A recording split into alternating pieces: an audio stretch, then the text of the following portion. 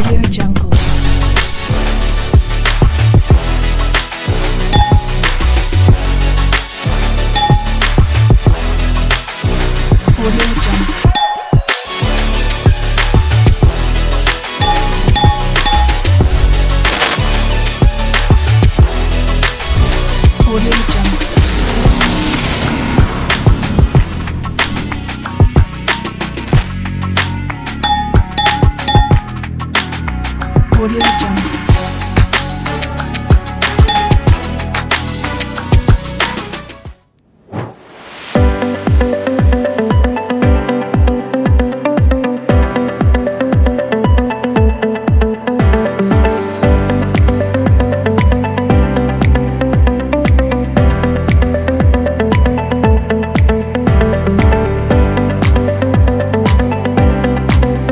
Good morning and welcome to the leadership breakfast. We are trying to be the leaders that are front and take care of your time as much as you're taking care of our time. So this is the 5th edition of leadership breakfast.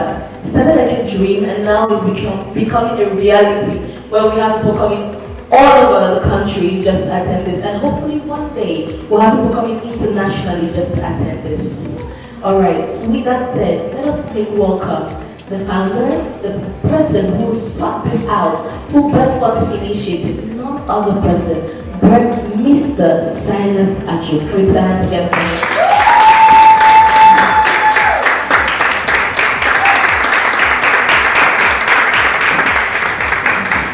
Thank you very much. Thank you, Edna, for hosting us today. I'm so particularly excited about this particular edition. So this morning I really want to thank you all for coming. Last December we were here in this venue talking about legacy, and it was such an amazing event. And when we announced this theme for this edition, there was almost a little uproar because it was like, oh, it's a women's day and all of that. But something I noticed that I'm just trying to portray why it's happening like that. Is that most men think that this event is not for them. I don't know. Did you tell the men in your life that this event involves them, or you told them that I'm going for a women's event, don't follow me, don't come? They don't know what's good for them. Because I had people writing to my share about it. They were like, oh, it's a women's event. I said, no. I said the theme of the event is women leadership. It didn't say that it's a women's conference. This is not a women's conference. It's a leadership event. And the theme is women. Are women not in leadership? Yeah, so the purpose of today is to talk about the women.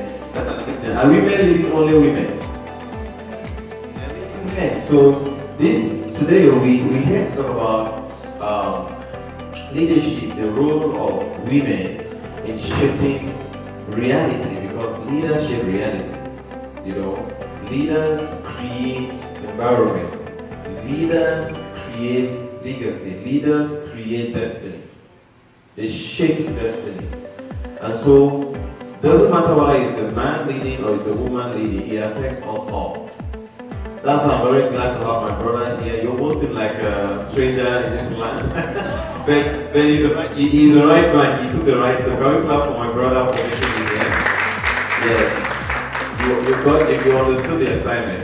Alright? So, and funny enough, Doris, our host, I told our former host that they don't go back today. He said, I'm listening a women event. I'm like, so if I was to know you too. So everything's there, that's why you're holding my hand. You see, so it was wise to just say, you know what, let me not count on the day to afford this one because they don't get it. But thank you so much for coming. I'm so excited to have you all. So today is going to be very exciting, and I'm looking forward to the conversation. I'm looking forward to the keynote. Today I'm not doing any keynotes. I'm out of the way. So you'll discover who is going to do the keynote today. And I'm not on the panel. I'm not going to sit there. I'm also going to be taking notes. I'm also going to be asking more questions. In fact, talking about questions, somebody wrote me a few days ago. I was asking me that yes, if he has some questions he would like to ask. He's a guy and he has some questions, some concerns about women leadership, some are very theological, some are very doctrinal. And my brother, I'm not going to answer that question. If you don't come here and come and ask a question yourself, I'm not going to do the protest speech. Come and hear for yourself what women are doing in leadership. So thank you so much for coming. One of our guests is supposed to be here, but she will make it in person because she's a bit challenged otherwise, but she will connect with us online. So she'll be online with us when it's time for the panel. So you see get to hear her. She absolutely insisted that even if what happens, she must connect to this event. So she couldn't make it for various reasons. Wherever she is, she will connect and still answer your questions and connect with the event. So you will see her understand that's the reason. Of course, you will hear from her yourself when it's time. Alright, so thank you very much. You're all welcome to the Leadership Breakfast. This is the 5th edition titled Women in Leadership, Women Leading with Vision and Purpose. So put your hands together for making it as we pick up the event. Right now, she is the missus of the founder. So she's like the founder of this vision because she's the one backing, putting the flame under this vision. Please put your hands together for the ever beautiful, ever majestic, for the Queen Mother herself. Mrs. Vivian Ashu. I know we can make the name louder. Come on.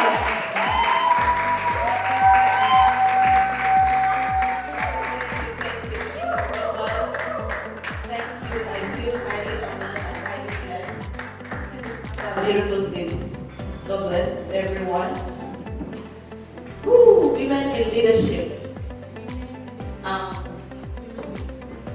Women in leadership. Women leading with purpose and vision. Let's say it like we mean it. Women in leadership. Women leading with purpose and vision. Okay, it's such a privilege for me to be delivering this keynote this morning. I don't take it for granted.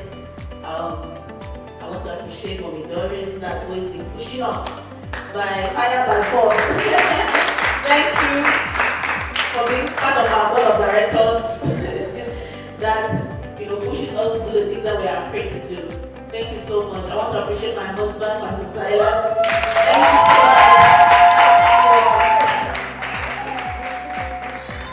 much for empowering me to be a things and giving me the space to read my dreams. Okay, he's an example of the kind of man that women in this generation need to live their dreams.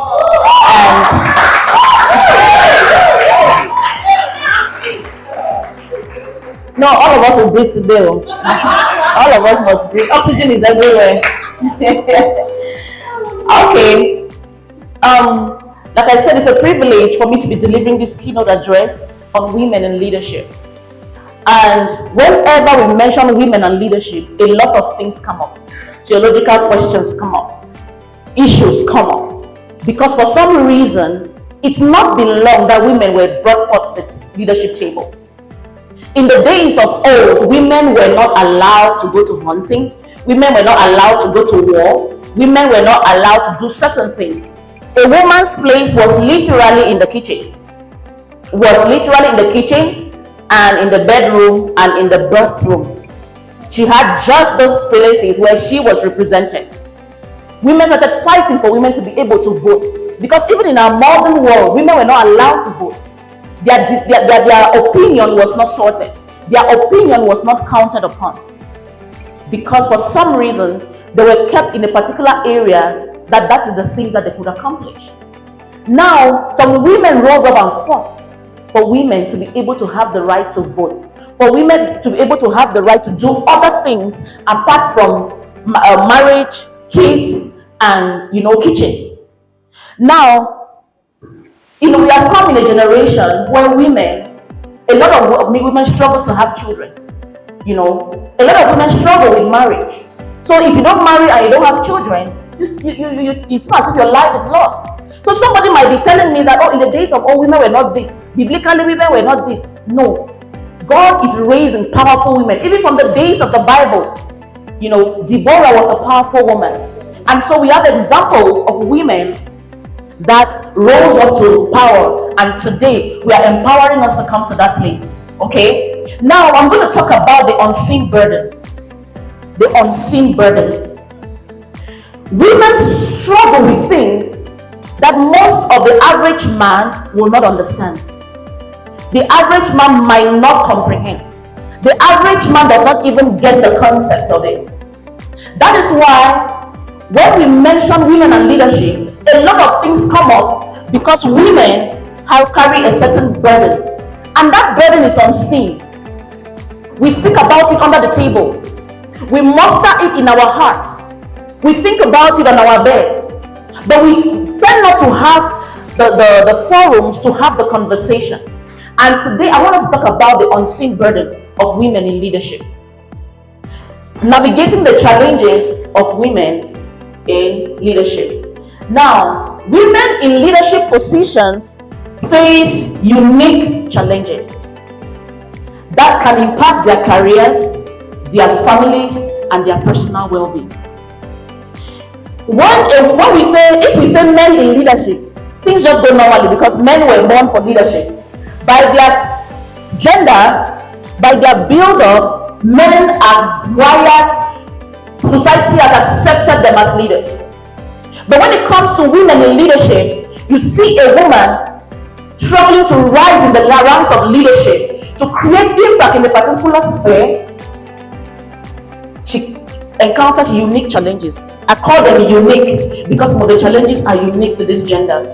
That impacts her career, her family, and her personal well-being, which is what I want us to talk about today.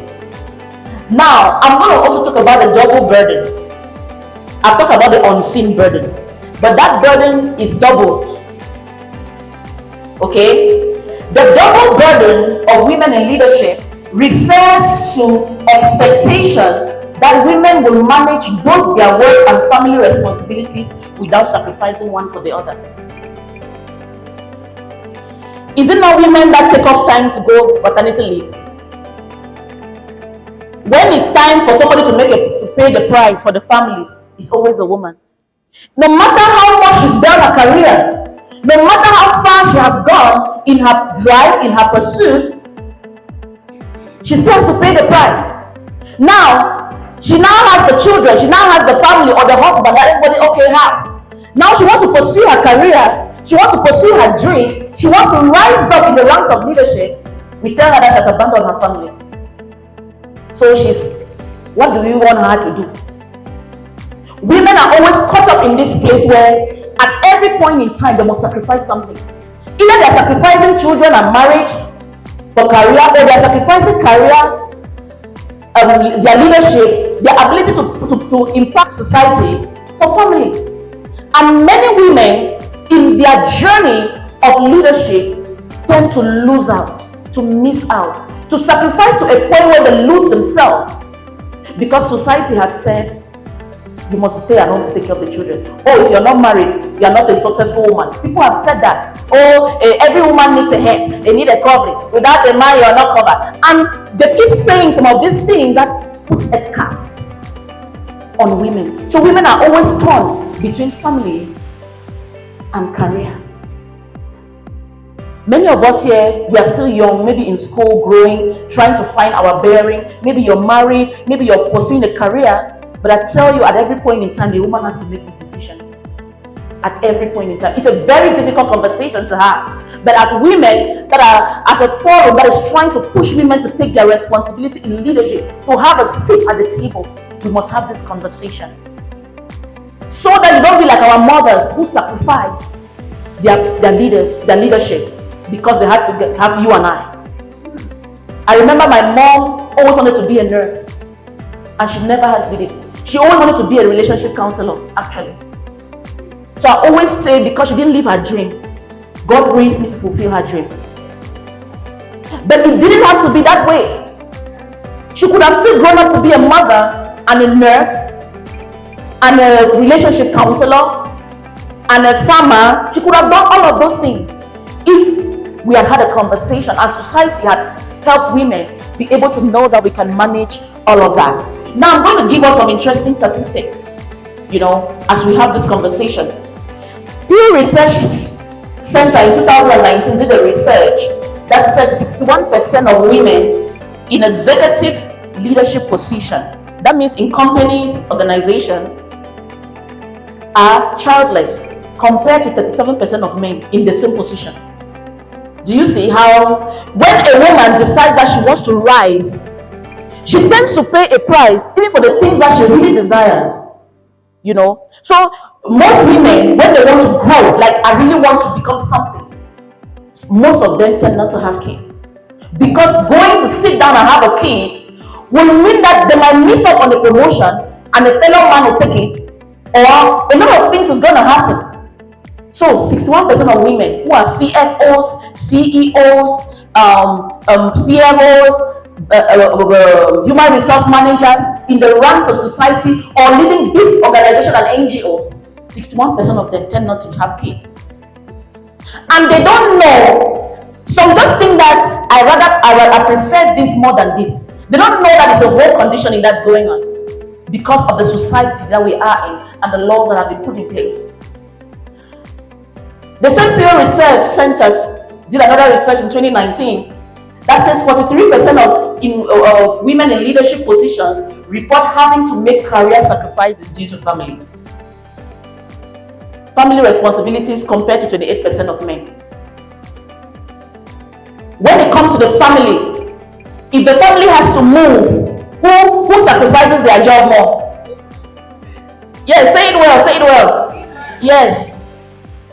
If the man has a new job and the family has to move to a different city, the woman has to sacrifice. Most of the time, 43% of the time, the sacrifice will come from the woman. If it comes to times of childbirth, focusing on raising the children, you always say, honey, please, can you leave your job so that you can stay home and raise the kids? And remember, in that moment, the man is advancing his career. He's advancing his business. He's advancing his dreams. And the woman, if she was advancing something, she will have to pause, take a detour that can fit with family. So 43% of women are going to make sacrifices when it comes to family in comparison to 28% of men. KPMG in same 2019 did another research that said 60% of women in leadership positions report feeling guilty about not spending enough time with their family compared to 36% of men. If you're a mother in this place, you don't even have to be married, just being a mother, and you're trying to rise in leadership, there's a point you feel guilty. I've abandoned my children. I've abandoned my... You can be staying with your parents and you feel the guilt, I've left them behind. Hello? I remember in 2020, I'm saying this guy happened to me.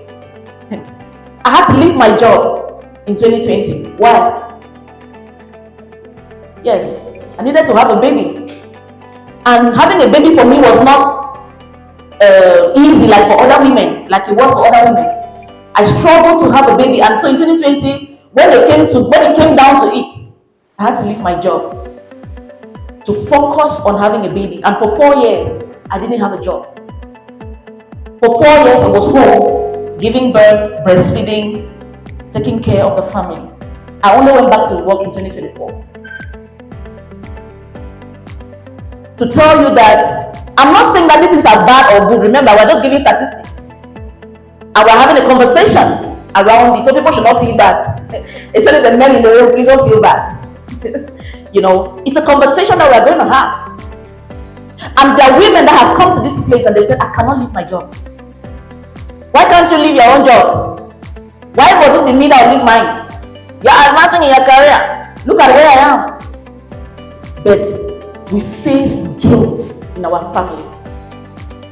Society will accuse you. You have left your children because of small work. You will not go to the work. You have abandoned your family because of this small.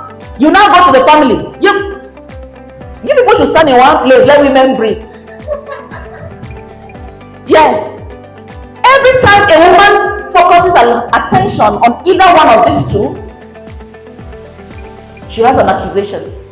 And above all, that that birthed a guilt in her. If you hired unemployed women before, and today I think we face this when in 𝗪𝗁𝗻, we had a lot of single mothers. Now, as an employer, your heart is to make profit and to grow. But now, as a woman, you're understanding that these ladies have children. So, even us as women in that leadership position were wrong. Because at some point we had to fire some women. Because we understand that you have kids at home, you have to take care of. But you cannot do that on company time. Do you understand? So women who have kids come in, sometimes they'll hop out when the very closing hour, they'll leave their workstation because their kid had an issue, they will not come to work. I'm sorry, I can't come. Now, I cannot blame her. Because if I was in her shoes, I would prefer my kid and work the job. So you see where even the women employers in leadership are also down and we feel guilty. I remember we had to fire a certain lady. And we were firing her and feeling guilty. Because we understood she had 2 kids. She was torn in between. But she wasn't effective at the job. Do we keep her and lose? Or we fire her? You know? So this burden is not only, if he was a man, they would have accused him that you cannot understand because you don't have kids. So you see that both the employers and the employees are caught up in that guilt.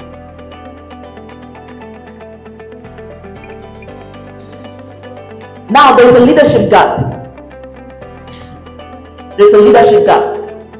In the leadership of the world, there is a gap because there is an underrepresentation of women in the leadership process. Because of these things that we've been talking about, most positions that needed women to bring balance in the leadership of the world is left vacant. If you go to the average board of directors meeting, more than 90% are men. There are certain professions where you will not even find a woman there. And if a woman, you find a woman at that level of leadership, you can ask her the price she has paid. You can ask her the guilt she has felt. You can ask her the sacrifices she has made, which is far greater, blood and sweat, that her average male in the same position cannot get. Do you know that women face more sexual harassment in the workplace? She's trying to navigate, and after she has navigated, and even she will say she used her body to get there. How can a woman get this job? How did she get this job? People don't just think that a woman can work hard and achieve in life. So the accusations come from left, right, and center. Women with children are 44% less likely to be promoted in leadership positions than women without children. If you are an employer and a woman has kids, maybe she's still birthing, she's still in her birthing process. That means she has had kids, but she's still maybe in her 30s and in her 40s that she can still have kids. When they want to talk about promotion, like, if we promote her now to this executive position and then she gets pregnant, she will not be able to travel. Her kids are still young. Don't talk about those things behind closed doors. And I'm telling you, at some point they will not give her a promotion. Not because she's not worth it, but just because she has kids. And they know that a mother and her kids, you don't joke with that bond. It's a bond that God put there that you can't joke with. So is it fair that she had to lose a promotion because she has children? Is it fair? But we are talking about statistics. It happens. Maybe they can give the promotion to a lesser qualified person. Maybe another woman who is not as qualified because the person does not have children. Just because they know that you are able to give more of yourself when you don't have family. Okay? Women are underrepresented in leadership position, holding only 21% of executive senior leadership positions and 19% of board seats.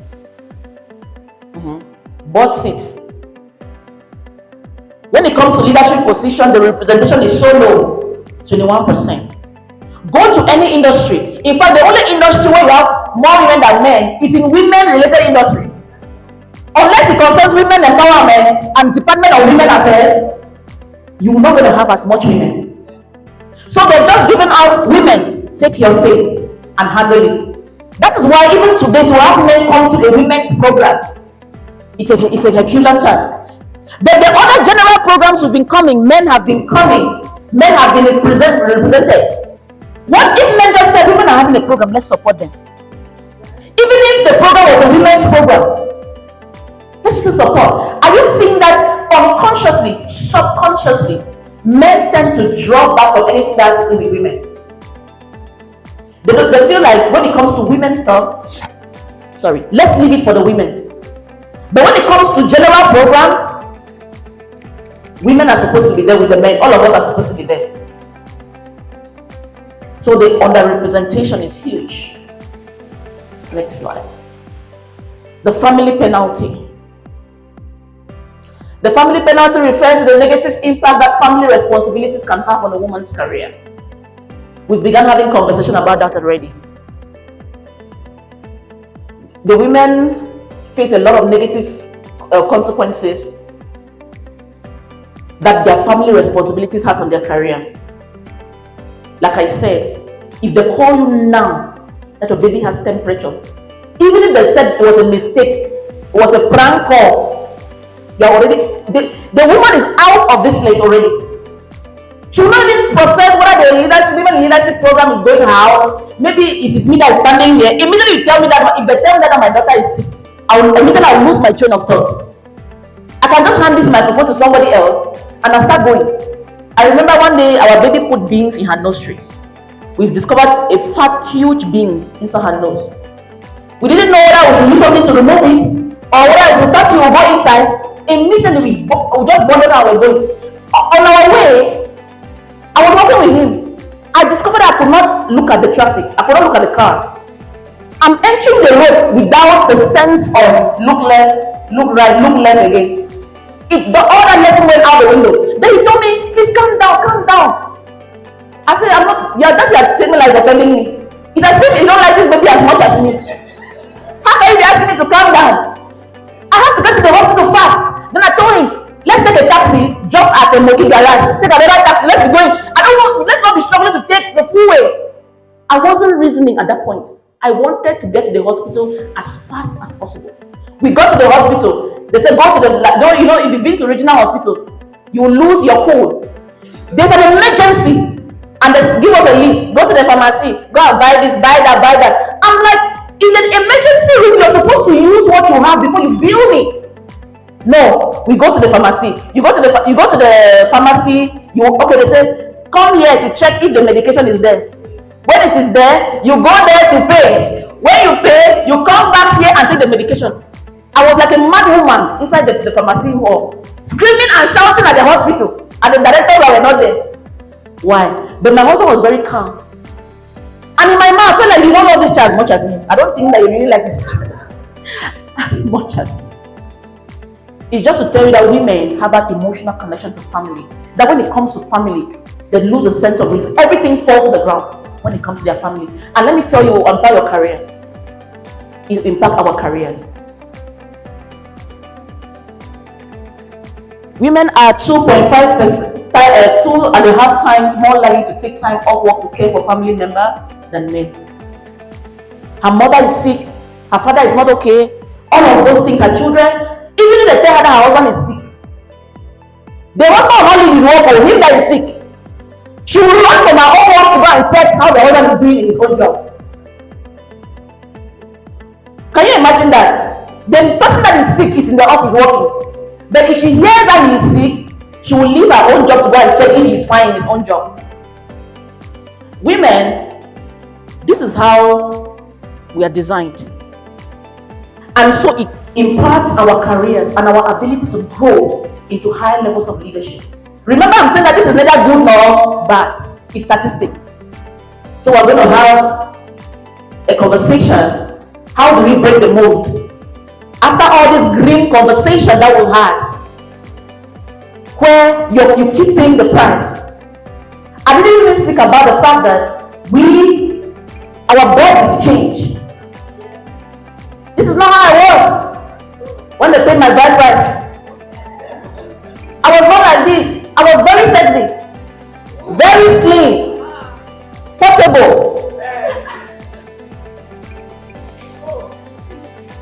Now I've lost all of that. Why? Because I want to raise a family. So women pay a price at different levels. In fact, it is only the woman that everybody in the family uses her body. Everybody in the family uses her body. She is the most used person in every family unit. When it comes to childbearing, now children will stretch it there, you know, and she will grow out of proportion. And they will still say that, I beg, this fat too, I try to reduce the fat. This fat are not fine. When you're skin, you're a woman, not allow yourself go. You don't know the stress that the average woman has to go through to take care of the family and be able to be powerful out there in the place of leadership. We are not aware. So we still carry that burden with us everywhere we go. Even if you don't lose your physical body, you lose your mental health. Everybody thinks now, my husband is here, they don't care what we eat today. It's not one of his priorities.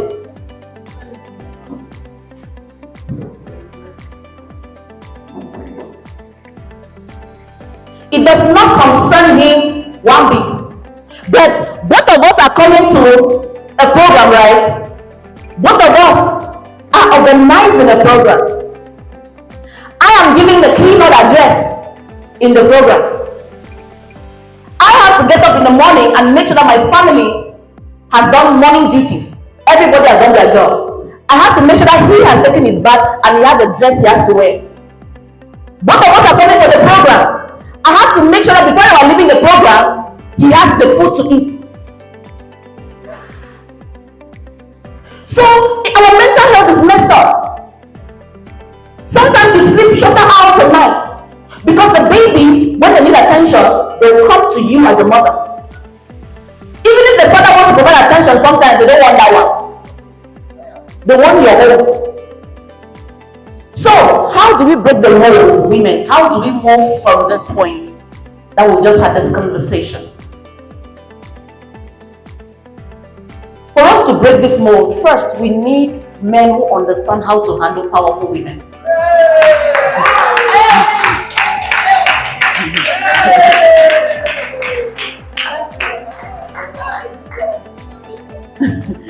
I wish that my brothers were here. I wish, yes. I never said can handle women.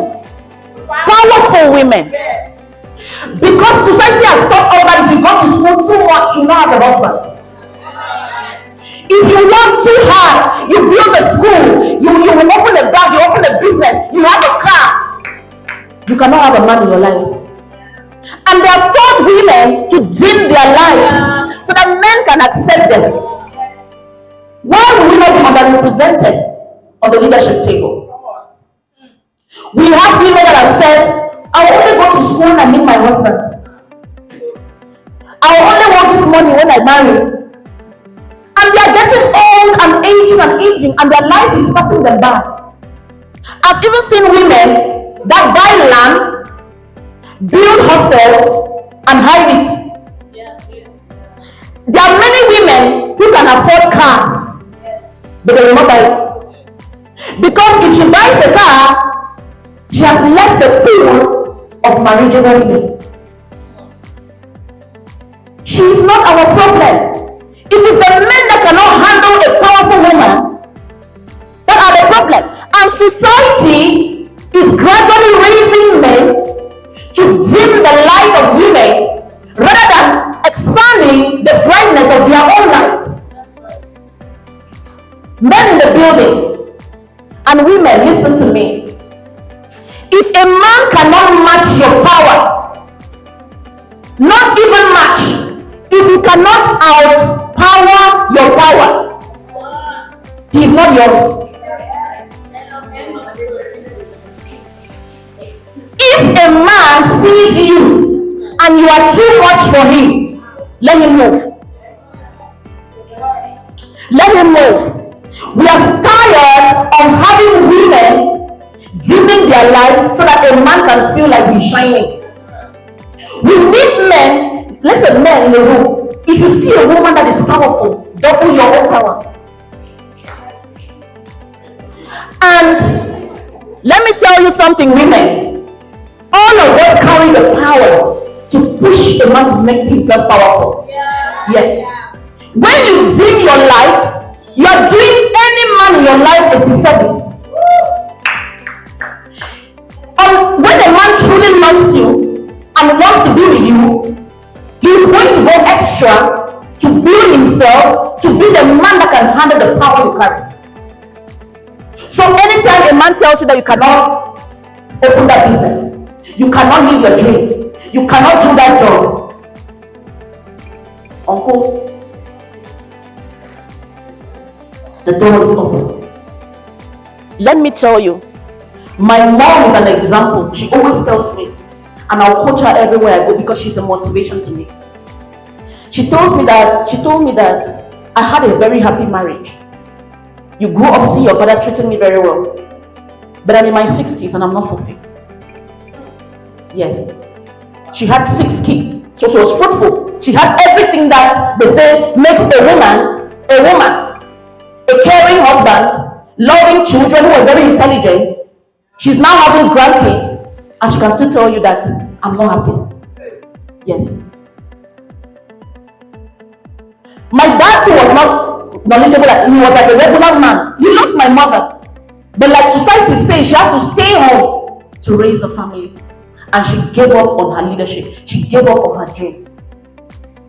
She's happy with what she's built. She lives in her own house, beautiful, comfortable, but she tells me, I wish I had done nursing.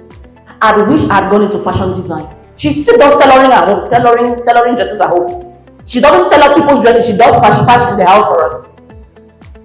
But she would have been a fashion designer. So we need men that can handle a woman that has succeeded. Anytime a man wants a woman to leave her job. Now, listen, there are some men that if you're working, if they don't earn more than you, they cannot marry you. So if you're here and you're still considering marriage, one of the questions you ask the man you are about to marry is that if one day you lose your job and I have to take care of the home financially, are you going to give me a breathing space to do that? It's a legitimate question you should ask. Because when a man, I'm not saying that marry a man that you are taking care of. Remember, no, that's another part. No, we won't do that. God forbid. God forbid it times 100. Women were supposed to be pampered and taken care of. Baby girls are pampered. But as powerful as she is, she still needs to be pampered. But do you know that there are women that have been abused by men because she's successful? And he has failed. One day I asked my husband, you know the question they always ask on social media? If there's a job for $1 million, and I have the job, and you are having a job for 200,000, who will resign? He said that he will stay home straight. Yes, I'll stay home. How can we lose $1 million because I'm trying to be a man? I will take the children, I'll take them to school. Looking for a man, don't be asking his favorite color, his favorite food. Who cares about those things? Ask the question that will in the future raise you as a powerful woman. How does he see women in leadership? You're watching TV with a man and he gets offended at a woman who is powerful. That's red flag.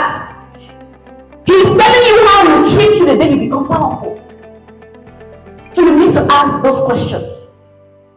We need men who understand how to handle powerful women. So if you are with a man who is threatened by your rising, red flag. Don't dim your light for any man. Let the man double his light for you. And remember, men, if you are not above a woman,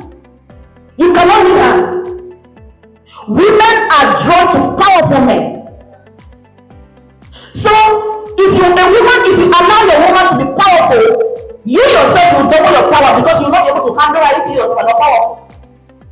Even if you're sitting on the toilet box, you'll be writing down ideas. Because you know, remember, we are not in competition with the men in our lives. We are not in competition with the men in the society.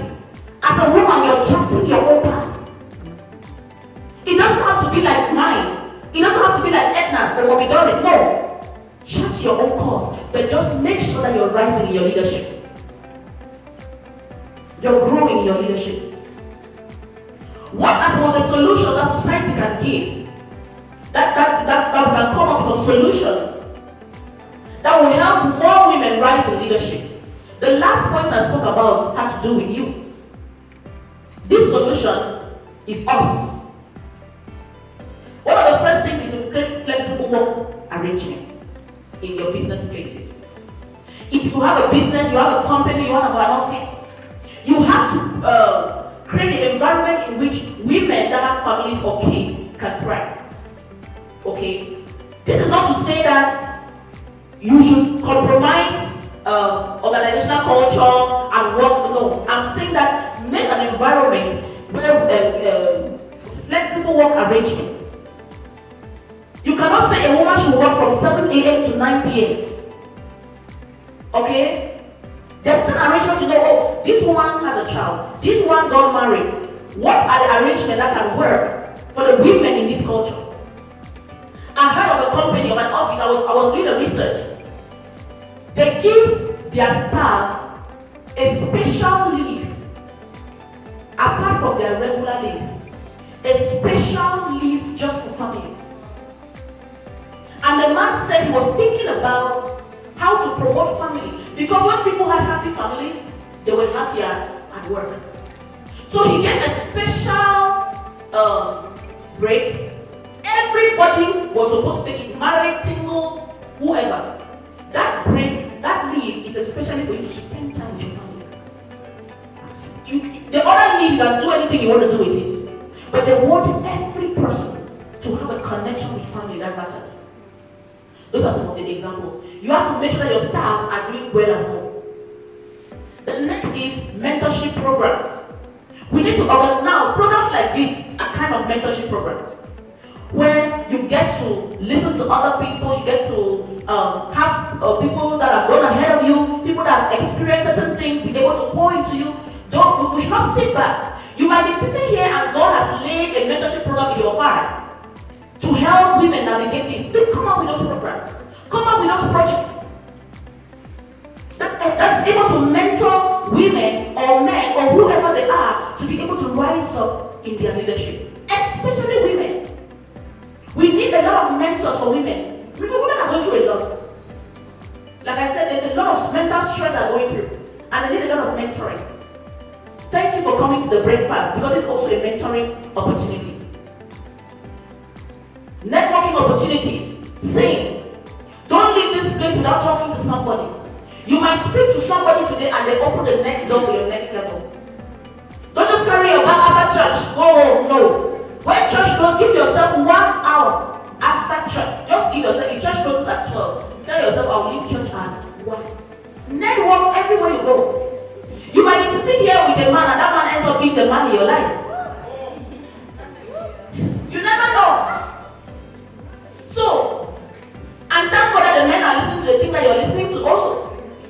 So, give yourself an opportunity to network. When you network, your network expands. Don't be the person that immediately that closes, boom, you carry your bag and go. You need networking opportunities. There are meet and greets happening everywhere. You know, there are a lot of programs happening where you get to connect. Let's get to that. Last but not the least, we need family-friendly policies, even in government. I know that some of you here that will rise to the ranks of presidents. You will rise to the ranks of ministers. You will rise to the ranks of directors. You will rise to the ranks of policy makers. Some of you will marry presidents. You will marry people that will be in the seat of power. Do you know that Jezebel was such a woman? She influenced policy negatively, but she had influence. I don't want to look at the negative part. Look at the part that she had power to cause her husband to do we need family-friendly policies, both in our homes, both in our offices, and also in the government. Yes. So if our lawmakers can create policies that helps people, helps women be able to manage this burden, we are going to have many more women rise in the ranks of leadership. I just want to speak to somebody at the end this morning. Women, you are powerful. Society is going to throw things at you. Society is going to speak words. People are going to jump and clown with things that hurt your heart. But I want you to make a commitment that as a woman, I'm not going to be normal. From today, even if I'm doing nails, I'm going to be a leader in the area of nails. I'll not just be a woman sitting in one bench in 𝗧𝗏 doing nails. No. The world is going to know I do nails. If I do hair, I'll not have a small kiosk in Boya. No. I'm going to raise the thing I'm doing to a level where presidents can order from me. That's right.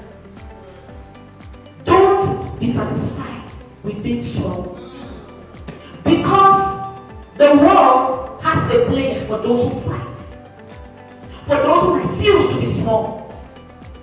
Many are complaining, is it these women are not, there are women that are presidents. You too are not different. You too can become that woman that is known around the world, that still has a connection with her family, that still has relationship in her life, that doesn't have to sacrifice one thing for the other, but can place a balance for the two in every season. Yeah. I had to make a sacrifice of 4 years, and I went back to work. So you can still find a balance without letting both of them go. I placed a call this morning. Don't leave here if you have a unique challenge. You're struggling with something personal. Please talk to mom here before you leave. Talk to me. Talk to Mommy Doris. Talk to the women in the building. Talk to them. Talk to someone, but don't leave this place powerless. Don't leave this place feeling like leadership is for some women. Don't leave this place feeling like I don't have to have children or get married because of this leadership that I'm called to. Thank you very much. God bless you.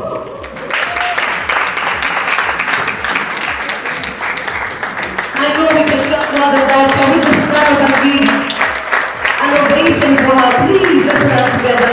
That was excellently executed. Well said.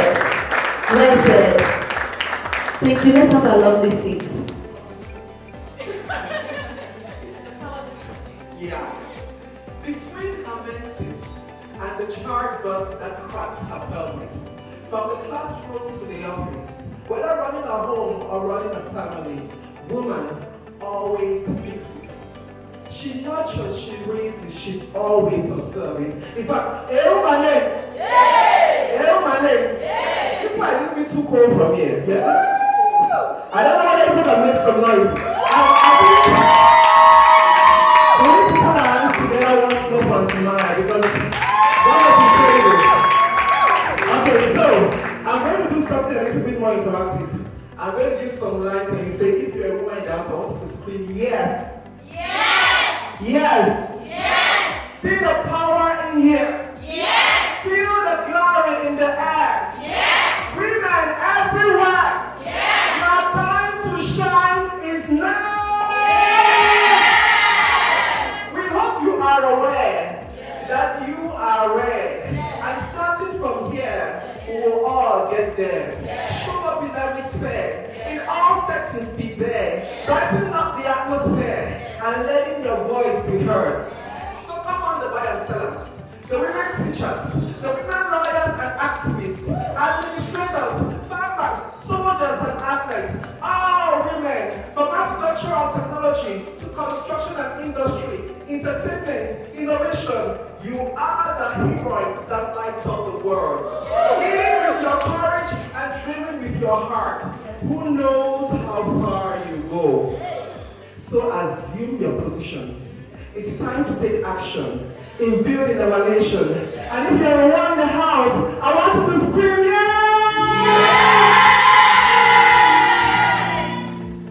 There is more power. The There is more wisdom in the human body than in the greatest philosophy. Two hands work in synergy for balance. Two legs work in synchronic alliance.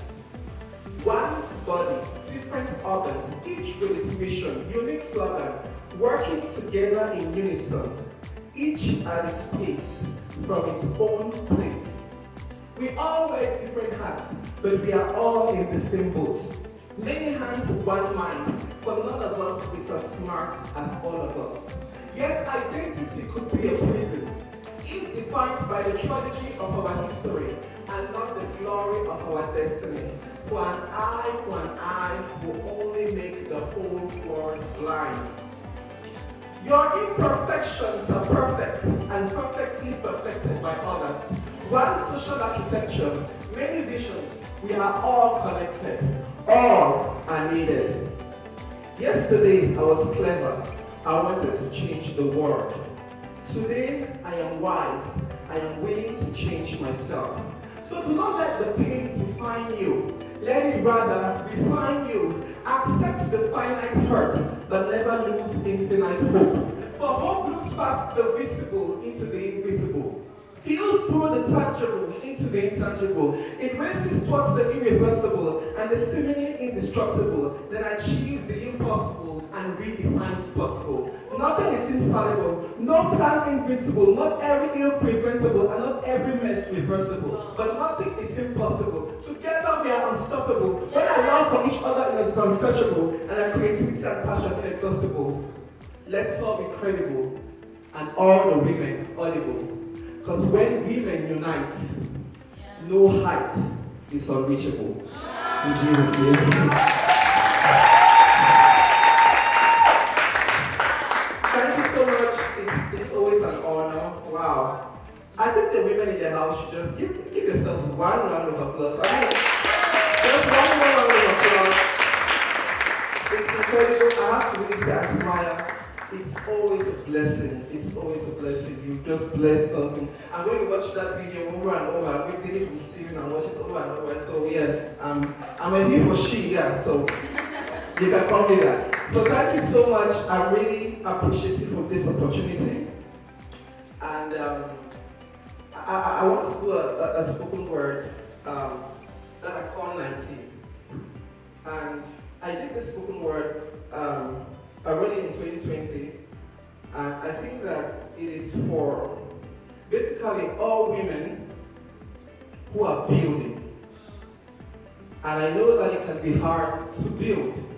Basically for any person who is building per se, and I know that it's hard to build. So when you are up at 2:30 in the morning, and those thoughts are rushing through your mind, and you feel like you're so alone, this slam is designed for you. So if you're ready, I like you to say, what should you say? Ready. Say ready. Ready. Say ready. Ready. Okay, here it goes. Life is like a jungle with a timetable. Some seasons are favorable and enjoyable, others unbearable from too much trouble. Yet every season is but a parable, like the Bible. Except they are stories with lessons that must be believed to be understood. When trouble only seems to double and our cares become insurmountable, our worries get too audible to be labeled, that will become miserable and unstable. Uncertainty, how unpredictable, the gripping fear that causes us to tremble. No matter how ugly or horrible, we learn, we grow through every trouble. We learn that every heart is breakable, that we are not infallible, that every system is vulnerable and our philosophy is questionable. Uncomfortable makes us teachable, and trouble keeps us humble. But we also learn that every mountain is movable, that every success is achievable, that every task is doable, no challenge invincible, every giant conquerable when we decide we're able. For God who is with us is reliable. He is stable, available, and capable. A wise woman once said that life should not be about waiting for the storm to pass, but learning to dance in the rain. Sometimes the brightest lightning comes from the greatest storm. Study adversity. In it you may find a miracle. So turn your wounds into wisdom and hang on through the rain, for you will surely see the rainbow. Worry is like a rocking chair. It gives you something to do, but never gets you anywhere. I'd rather be busy than busy worrying. Fear has a large shadow, but he himself is small. Of all the liars in the world, the worst is our fears. We are more frightened than hurt. We suffer more from thought than reality. Fewer monsters are worth the fear we have of them. Nothing should be feared, but understood.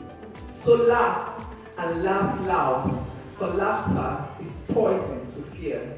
So take your information from sources that are reliable. Take action that is credible. Make decisions that are sustainable and live a life that is responsible and honorable. Let everyone sweep in front of his own door, and the whole world will be clean. God sends the dawn so we could see what might have been that could still be. Sometimes until we are lost, do we begin to find ourselves. So see the vase from the other side of the table. Run this race, make unpredictable acceptable. See no regrets, see lessons. Within calamity, see opportunity. Not the mission retained, but the beauty that remains. Let our hopes, not our hurts, shape our future. So throw me to the wolves and I will return, leading the pack. Life will not just happen to me, I will happen to it. So count each day a separate life. Write your story on this messed up clay, for we are mortals in all that we fear, immortal in all that we dream. Let every moment be a new beginning. Today, you have 100% of your life left. We only live once. We only live once. But if we do it right, once will be enough. Thank you so much. Thank you and God bless you. And I want to introduce the very first person that will be seated here. She spoke already, but number one had to speak some more. And it's no other person but Madam Vivian Ashu.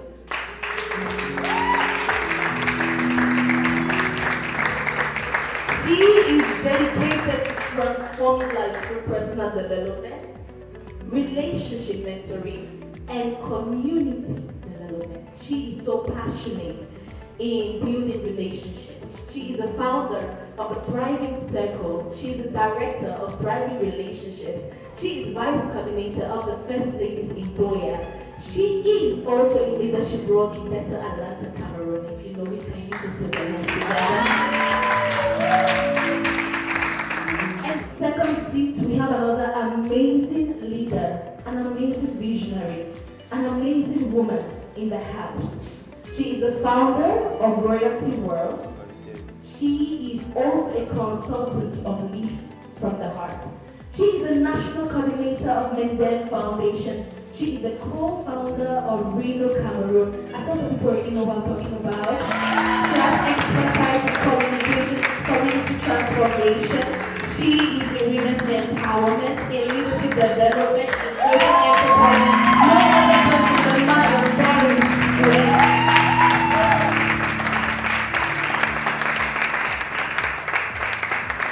Before I ever saw Madam Doris, I knew her. The person who told me about her said she is one of those people that everybody around her has to be a leader. You don't have a choice. Yeah, so that's what she is. And now we want to give special spotlight to the last person that we're going to hear from today. And she's an award-winning social entrepreneur and founder of 𝗏𝗏𝗀𝗏 University. She founded 𝗏𝗏𝗀𝗏, which is the 𝗏𝗏𝗀𝗏 University. She has 500 plus scholarship provided, 600 plus entrepreneur trains. She was the best social entrepreneur in 2022. Her expertise in educational leadership, social entrepreneurship, and women empowerment. Please put your hands together for Dr.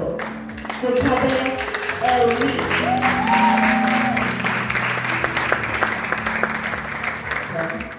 Welcome and welcome. Happy to have you. Honored to actually be part of this. It's my belief that it is in a meeting of leaders that another leader is being made. It is in the filing.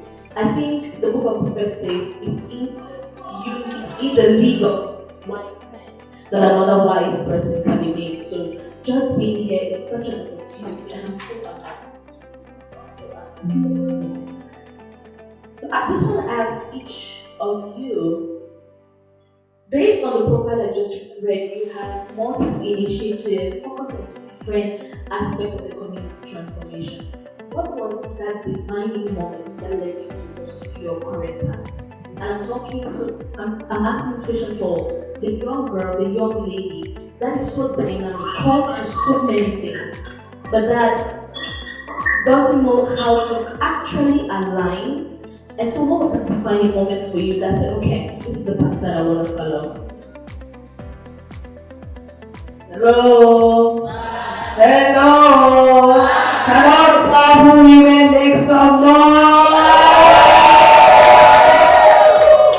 Awesome. Thank you so much, Edna. Thank you so much. I was wondering who you were introducing. I'm sworn to the room and see my baby girls, see my daughters. Okay. I am so proud of you all. So grateful for what we have achieved together. It's been a journey over 10 years and we have done so much. And that lady you're talking about is actually me. Because growing up, I had low self-esteem. Yes. My level of low self-esteem now. Okay. Yeah, so my level of low self-esteem was alarming. I grew up like that. Everyone hearing me too? Yes, we can hear you. Hello. So I grew up with a lot of, my level of low self-esteem was alarming, as I said. I didn't believe in myself because in school they'll call me that tiny dry girl. And so I walked around feeling insecure on everything. But I knew that there was greatness in me. One thing I knew for sure is that I hated poverty. I hated poverty with such a passion. So I decided to plug myself into studies. I wanted to become the best. When your why is clear, the how does not matter. Listen, your accommodation is God's business. Your dressing and your feeding is God's business. Your business is to find out why He created you. Why He wrote in your manual when you were born. What was written in the carton that is the package used to package into your mother's home. You came with the user manual. And your goal as a woman, as a man, is to find out what was written. Like the same Jesus went into the temple. He opened to the place that was written about him. So in the whole of the Bible, not everything was about him. He found what was written about him. So the journey is to find out what was uniquely written about me. Don't allow society, your parents, determine what you should become, because sometimes even your parents are not aware of what was written about you, which is that purpose. So you might be very successful financially sitting here. You might have everything around you put together, but you're still not satisfied. Because until you get back to your user manual, to start living the life that you were destined to live, your provision will not be triggered. Your protection will not be triggered. Everything that was destined for you to live on earth, taking care of, will not be triggered. You will keep sweating from morning to evening, struggling to get daily bread, and you'll be wasting away. You will die stressed, you will have cars and houses, and you will die unhappy. Because for us think that we are here because we have money, because we have so much money. No, we are here because we discover where we are going. And as we are going, daily provision is made for us to arrive where we are. Now, your purpose is big. But God reveals to you portions of it day by day. Day by day. God is not going to tell you that, Vivian, you're going to go from here to go to the He will tell you that you will come from, you leave these stairs, you will go down 2 stairs. I have to take the 2 stairs down To know that when I opened the two steps, then I was discover what? A green carpet. I wasn't prepared for the green carpet. Now I have to figure out how to handle the green carpet. When I take 5 steps and become comfortable with the green carpet, and I'm now going, life is about the green carpet, life is about the green carpet. Another day, I encounter a white carpet. You didn't tell me about the white carpet. Then I have to figure out how to deal with the white carpet. That is how the journey of purpose and vision is. Many of us want to know the beginning before we start. It will never be like that. You want to know the end. You want to know how, if I now leave my job, how am I going to be? If I now change jobs, how will I be? God is saying that I should do this. How will I? If you're asking yourself that question, you're going to remain on one page. Because it's only a car that's in motion that can be stepped left or right. You must get up and start moving. Moses was around the Red Sea crying. Oh, water is in front of us. Water is in front of us. God said, what are you doing? Get up and move. Somebody will ask God that, are you not seeing water? God saw the water, but he told Moses, why are you crying? Get up and move. So that this morning, for you to come to the place of vision, you just need to know what God has said for today. What has God said you should be doing today? And let me tell you, for us, 2011 to 2012, it was about going to school. That was all. Just go to Bible school. And then he made available for us a scholarship. He provided us transportation to go to school. He provided us food to eat in that season. After the Bible school, the next instruction, go here, start this. And we start. We don't know how it's going to go. Remember, the Bible says a man had plans his way, the Lord directs his steps. We will make plans, but we'll only be able to execute what God is saying per time. So if you are not ready to live a life of trust, where this is the light around me now. The Bible says the word is a lamp unto my feet and a light to my path. A lamp to my feet, not the path we go as you're going. The light will keep expanding as you go. So I want to talk to somebody sitting right here. God is only going to tell you what you have to do today, and that today doesn't mean like Saturday. For in this particular season, for this short term, and as you grow and obey that one, if he says that go and start the school, go and start with one block. Once you put the first block, by the time you wake up the next day, he will show you 3 bricks today. Once you put the 3, he's going to show you the next 5 today. And that is how we live our life. Pursuing, yet afraid. Afraid, yet we keep pursuing. So I don't want you to think that, oh, now I'm confused. Many of us are confused about purpose and vision because we can't seem to figure it out. God did not call you to figure it out. He called you to trust him. He is figuring it out. You just have to listen and execute what he's asking you to execute. And sometimes, all of the time, he's only going to give you global vision that will take 100 years. That's your life mission statement. But he's going to reveal to you your daily, seasonal, step-by-step execution plan. And you must be comfortable with that. There are many of us here that are confused not because God has not spoken us to us or we don't know what we're supposed to do. It's because, one, we are waiting for money. We want insurance that will not fail. Remember, failure is part of the process of vision. Starting things and it scatters is part of the process. Opening a business and it closes is part of the process. Starting a dream that God has ensured that it's your dream and then everything falls apart is part of the process. But if he told you that you will start it and it will close, you will not have failed. We have started many initiatives and it closed. And we thought that God did not speak. No. When you failed and had to come back to the drawing board, was part of the vision and part of the process. God does not honor success, he honors obedience. So God can lead you to do something and it fails and you have succeeded. We judge vision according by how big it is, how successful it is. No, God judges by how far we obey him to do it. This vision leadership breakfast started. We started afraid. We didn't have the money to pay cameras. We didn't have money to organize breakfast. But we knew that God had said start. So we started. We came to the Women Empowerment Center. We spoke to the director. Even though we started speaking to people. And as you're going, every step, God is making provision. And then someone will say, oh, I want to partner with you people today. We didn't see partnership coming. And let me tell you, this is not the full vision of the breakfast that God said it was going to be. But what has happened? We have obeyed step 1. The hall might not be full. I was telling Tyler this morning, I started seeing a women in leadership conference.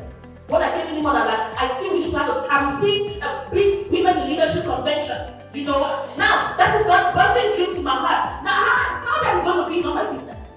So when it comes to the area of purpose and vision, dreaming is free. Dreaming is free.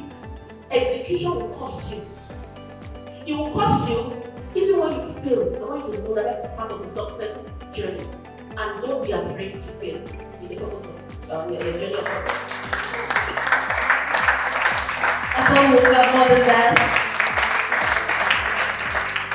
Before you get surprised on why there is a lot of scriptures, I feel we cannot talk a lot about purpose without taking it back to God, one way or the other. I love what Acts chapter 1, I grew up in Baptist, and we used to use a lot of Acts chapter 1 verse 8, that and has given you the Holy Spirit to be witness over Judea. For some reason, one day I read that scripture, but in the Message translation. When you read the verse 7 says that, Acts 1 verse 7, Message translation, says that, for timing is the Father's business, full stop. Then verse 8 says, but He has given you. That means in God's mind, there are two things. He takes time, you take the Holy Spirit. And it's the Holy Spirit that will guide you onto the steps that you will need to take, because we are walking a walk of blindness. You said yes to be confused. That purpose, that destiny, that great thing that you have to do, you're saying yes being afraid. You're doing it afraid. You're doing it confused. You're doing it ready to fail. You're doing it ridiculed. You're just doing it. Somebody said I'm a finished person. You cannot come and shame me more than God has shamed me. Because how would God say start this thing? How would I be so pushed to do this thing and fail and fall flat? My face is on the ground. That's because God is in it. So thank you so much for that. And thank you for making us understand that even a purpose is still a journey. Because you know your purpose doesn't make you a one deal and that's it. You are still in the journey and it will continue to unveil itself. And it doesn't matter if you're failed. It doesn't matter whether you're lying straight on your face. It is still part of the journey. Please let's pronounce it for Maya. Well said. Well said. Dr. Amy, you created an educational experience opportunity for over 500 plus students. And we just want to know what drove you to start such a vision, and what have you done to maintain this vision over time in the midst of challenges? Thank you very much. I believe that, like Nelson Mandela said, education is that bridge that can link people from every strata of society. Traveling around has given me the opportunity of seeing the cost of not having education. If we talk about the way Africa is today, I think that many of the problems we face as a result of the fact that our education is either not appropriate or not complete. And that was one of the things that really pushed me. I saw a lot of people fleeing from their homes, either because they did not have skills or because of poverty. And I thought that education could fix this. And especially when I watched Africans struggling to get to Europe or through the sea and dying, that really got me thinking. And I thought that there is a close relationship between poverty and education. And I thought that when people have a good education which is relevant, then we'll see some of these ills reducing. So that really pushed me, and especially what I told you, the experience I had, the quality of education, I thought that I was going to do this. But there's something that has happened throughout this year. I came back with a vision in my head. I was seeing myself setting up this educational establishment that will give people the opportunity to be the best version of themselves. I came back with this mission and part to do it. But one of the things I did not see, and I want to talk about the corporate before I get to the second part of the question. What I did not understand about corporate in all of this was that it was not enough for me to come back home and just educate people and they go their way. I started seeing myself more like a candle, and this is what I want to leave you with. I started seeing myself as a candle who would not lose her light because she's lighting up. And I thought that if we are supposed to achieve the goals that I set for myself, then we are supposed to have many candles, not just one. I was coming back as one candle, but I thought that we needed many candles to be able to achieve this. But one of the things that I saw around was people being afraid to lift others as they rise. And I knew that the two tests of leadership is how many leaders you lift as you rise. So I started thinking of empowering other people, empowering other leaders. And the message I always give to young women, don't keep it to yourself. See yourself as a candle. Your light will not go out because you light other candles. But the more candles you light, the easier it is for all of you to be able to live your purpose, achieve the goals that you set for yourself. Now, it has not been easy to do this because, like all the other panelists have said, this journey to our purpose is individual. It's individual. Doing what we are doing at Ksenic, people have to discover the need to even be lighted as candles. People have to discover their own purpose, then they will join themselves with you and then you can grow together. So I've been able to do this throughout these years by rethinking altogether my purpose here. People who know me will know that I'm quite a back office person. I prefer to do my things in the back office, not being so very much out there. But somehow I always get to see myself in a leadership role. And I can say that in a way God has been preparing me for this. Telling me that you don't want to be here, but this is where you have to be. Because you have to use your light to light other people's candles. And I've accepted that. I've embraced that. And just a few years ago, we changed our motto at Ksenic. And now our motto is higher learning for a higher purpose. We'll be able to maintain this vision because we are looking beyond the things that we can give our students. We are looking at the impact that they have to go out there and create. So every single student who comes to Ksenic, to me, is not just a student, it's a potential leader. And I want to use my life in every way possible to light that. This is what we've been able to do, and this is what we'll continue to do. And I want to tell every lady and gentleman in this call today, that your light does not diminish when you light other people. Rather, your light will shine bright. This is what we are doing at Ksenic, and this is what we continue to do every day. Your light does not diminish when you light others, but actually increases. There was a post I read that says that young girls compete, big women we empower. And anytime that a leader is afraid to raise another person, then we are truly asking whether you're a leader. Because to have the name leader, it means that you're not figured out everything, but you know exactly who you are. And you're not afraid to share that spotlight because you understand that the sky is big enough for many stars to be there. You don't take any pleasure in being the only star because you know you cannot affect every single part of the sky. When we all rise, then our community can be lighted. You go into places that Madame Doris cannot go. There are people that she will never meet. But anytime she talks here, it's an opportunity that you can drink from her well, then you want to affect your own sphere of influence. She may never meet actresses, she may never meet carpenters, but you can meet those people. So it is just amazing to know that as a leader, before you call yourself a leader, we should be asking that how many are you willing to lift on your way? Yeah. So Madam, it's back to you. You're part of Reno and you're part of royalty. And most of them, when I was growing up, you are either doing impact spiritually or do we impact economically? Now, but you are a woman of faith, and that transcends to everything you do.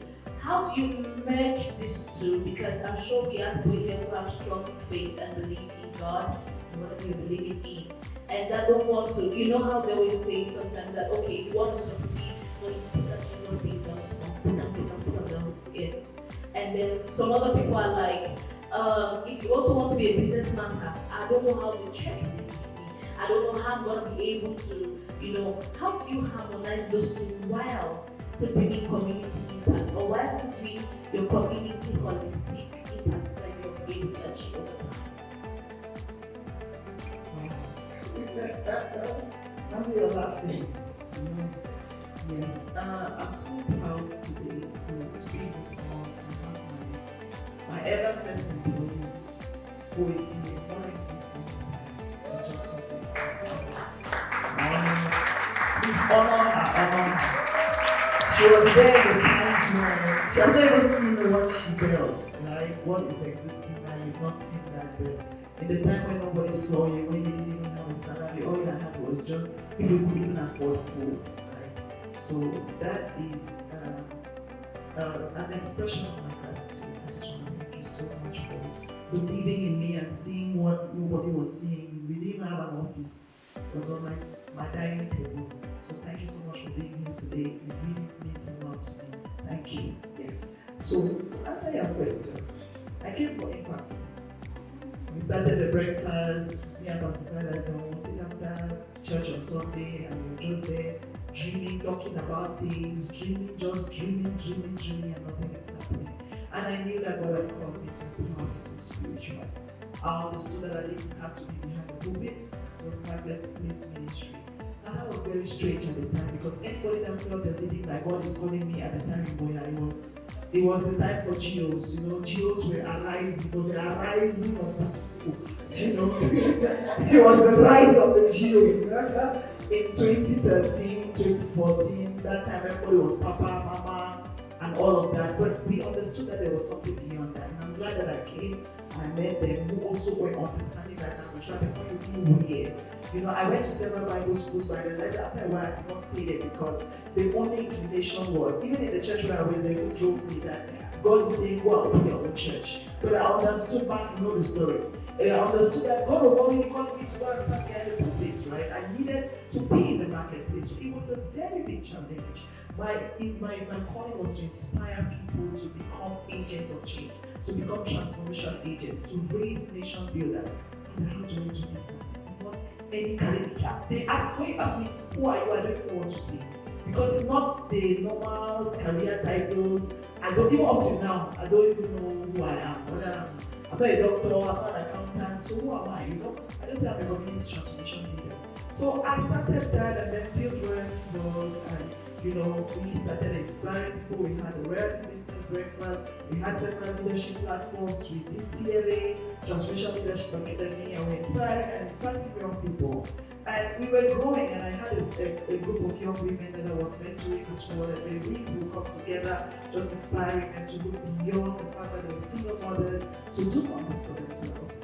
And then one of the issues that was raised, as God would have it, one thing about the Word of God, about the journey of faith, is that, please, service is an opportunity.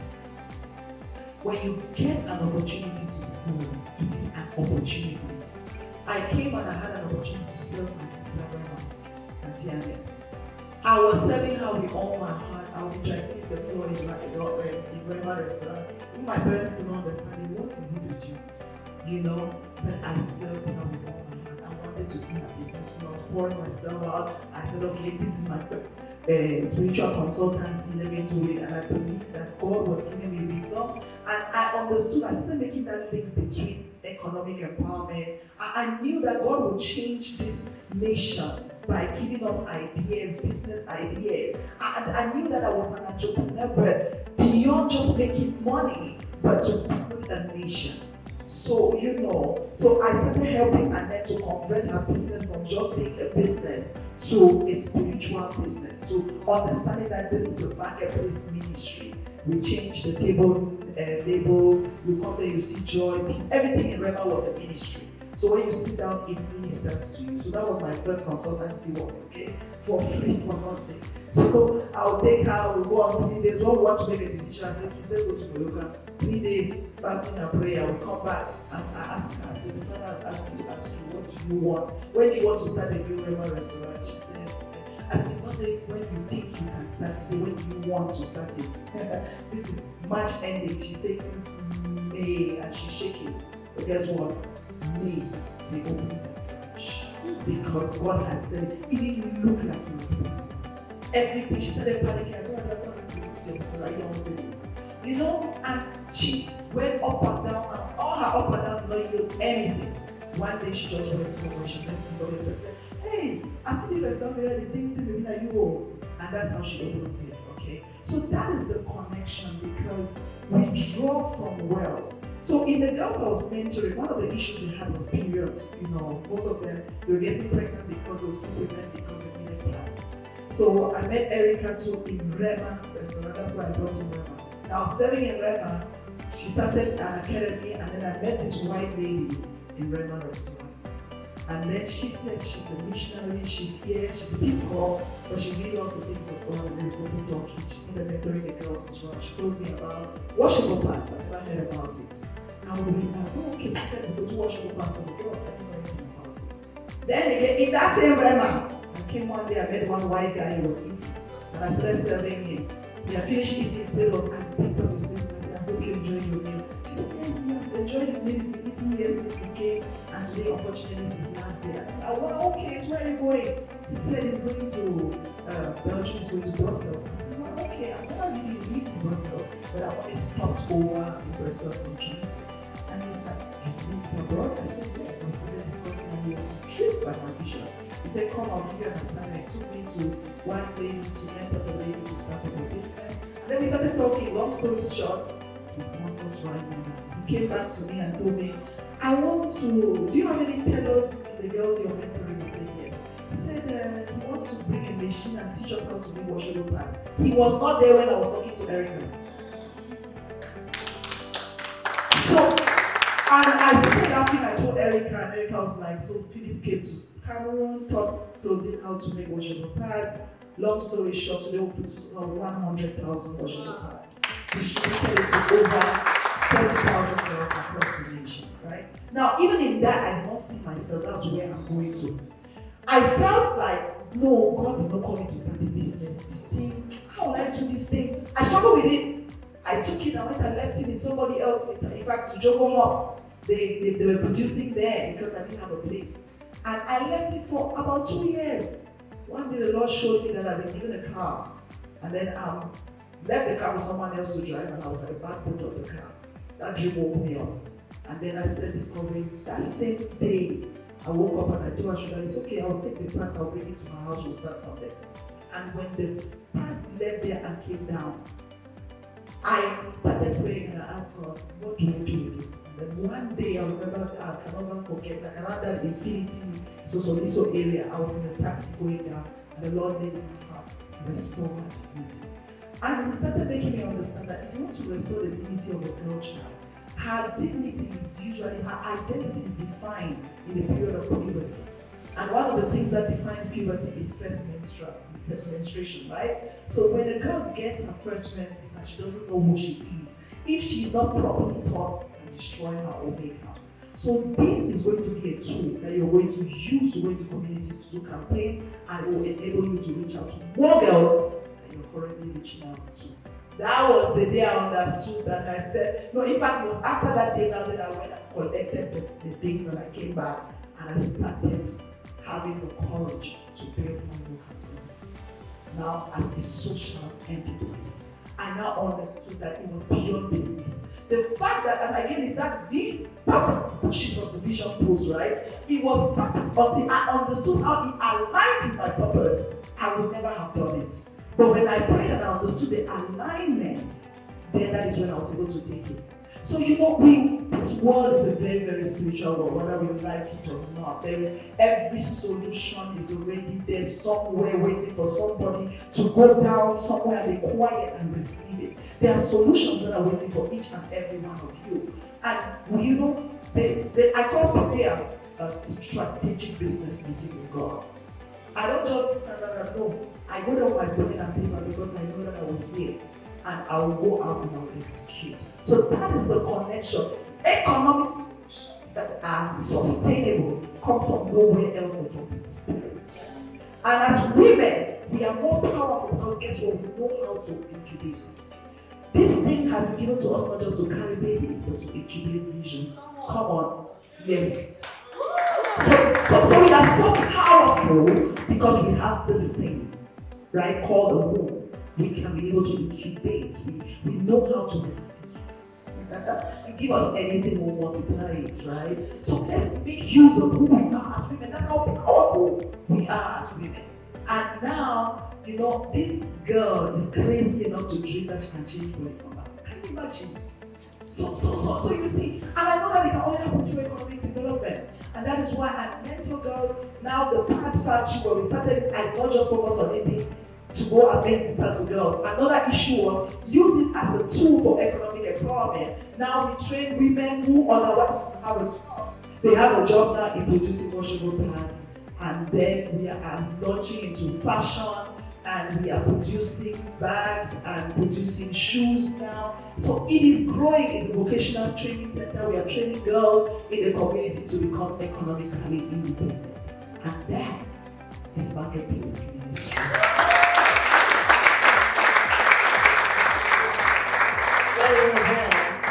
So in essence, Madam Doris is just saying that being spiritual is your advantage in that marketplace. Yes.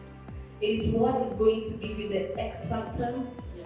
And before people go saying that yes, China is all of this industrial and Africa is nothing, you are here, and that should make all the difference. That's what I have to say. Alright, so Atimaya, you're very big on relationships. In short, one cannot sit with you for 2 minutes without hearing anything about relationship. Be it relationship with ourselves or relationship with the other gender or relationships with us as women, just relationships in essence. You're very big on it. I want to know how you approach to building transformative communities.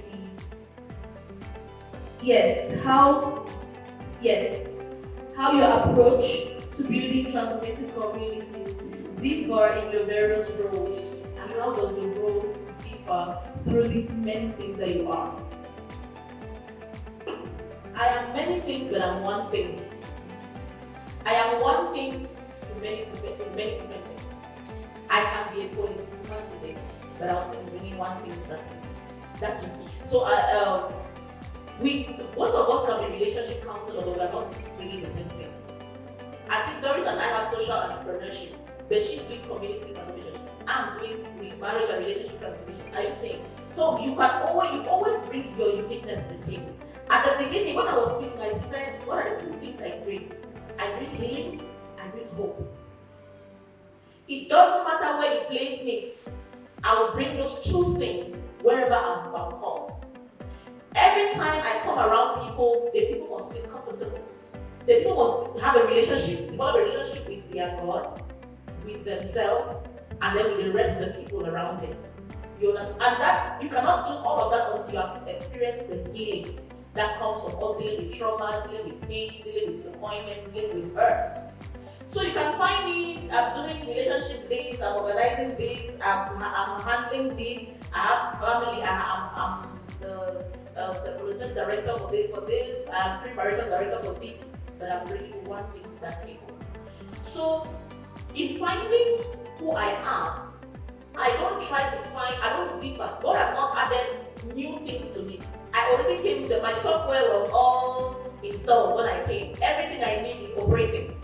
All I need to do is where am I installed? Where am I going to run this software that I already can? Yes. And if I talk to royalty, I will still offer, if I'm hired as an employee at royalty, I will still bring the one God has really put into me. So it even helps me to get a job. If I come to an office and they are offering me an accounting position, I know that is not my job. Even if you're paying me 100 million. But maybe if you give me human resource, I know that with human resource, I'll be able to have direct contact with the people's needs, their hearts, their relationships. Then I can do a job like that. So that is how, so sometimes some people say I'm multi-talented. You're not multi-talented actually. You have one thing in all your multi-talent that you offer everywhere you go. So it's for you to find out what connects all these multi-talents. Because talented people tend to be the most confused because of the multi-talents. When you're too talented, you're like, I'm supposed to do that. No. You cannot do all of that. Find the unique thing that God called you that you will be executing in dance. You will execute that same thing in a job. You execute that same thing in your family. You execute that everywhere. You go, even in the church, you execute that same thing there. What department you want to join, you execute that same thing in that same thing. So I'm actually one person that is doing one thing in different places. And I can do it in 1,000 places. I can do it among 1 million souls. And I'll still be this person without changing. Short, simple, straight to the point. You are one person in different places. Yes, so it's okay to be dynamic. Dr. Elmi, do we still have you? Alright. So there's this post that says women are made of steel. Somebody said women are made of bone, that they make man out of soil. You're not just students, we'll get back to that later. But I want to ask you, what has been some barriers that you've faced in your own leadership journey, and how have you been able to conquer that? Because as women that want to put themselves out there, we want our light to shine, we want to be in leadership, barriers will be the order of the day. Not only societal barriers, but all forms of barriers. What are some of them that you've faced, and how have you managed to conquer? And I say conquer because you're still here and you're still doing exploits. Thank you very much. As women, we always have to put in extra effort everywhere we find ourselves, especially in leadership. And one of the biggest challenges, I wouldn't say barrier, but the biggest challenge I face every day is to get people to look past me as a woman and see the vision behind my leadership. This is the biggest challenge I have. Because most often people see me, people will see the woman, people will see me, but for me, that's not what it's supposed to be. What I want is for people to look past me and see the vision that I have for education and see what I'm trying to do for our community. This is the biggest challenge. But it has also helped me to develop the kind of leadership style which is working for me. Today I know, like I said, I don't think that I can lead alone. I know that I have to lead with people. But most times, leaders look for other leaders to lead with them. This is not the model I always use. While I look for already established leaders to work with me, I develop my own leaders who can understand my vision. Because this is the problem we have in leadership. We all are here articulating our vision. We're talking about our purpose. But this is our vision, this is our purpose. Most times, people find it hard to really understand what our purpose is. I remember when I went to grad school and I said, this is what I was going to do. I didn't have family support. My entire family thought I was losing it. And they kept saying, people stay in Europe, come back and you have to do serious investments. You have all the certificates, you go get a good job, why do you want to spend your time for these people? Even my family did not get it. So I have discovered that this challenge that I face as a leader, making people to see the leadership that I do, has given me the opportunity to create my leadership style, which is raise your own leaders. People you can inculcate your vision with, people who can buy into your purpose, people you can help to shine so that together you can carry that vision forward. It becomes very heavy when we think that we can do it all by ourselves. But when we raise other leaders who can now lead with us, then we can begin to see that the impact that we are creating can be sustainable.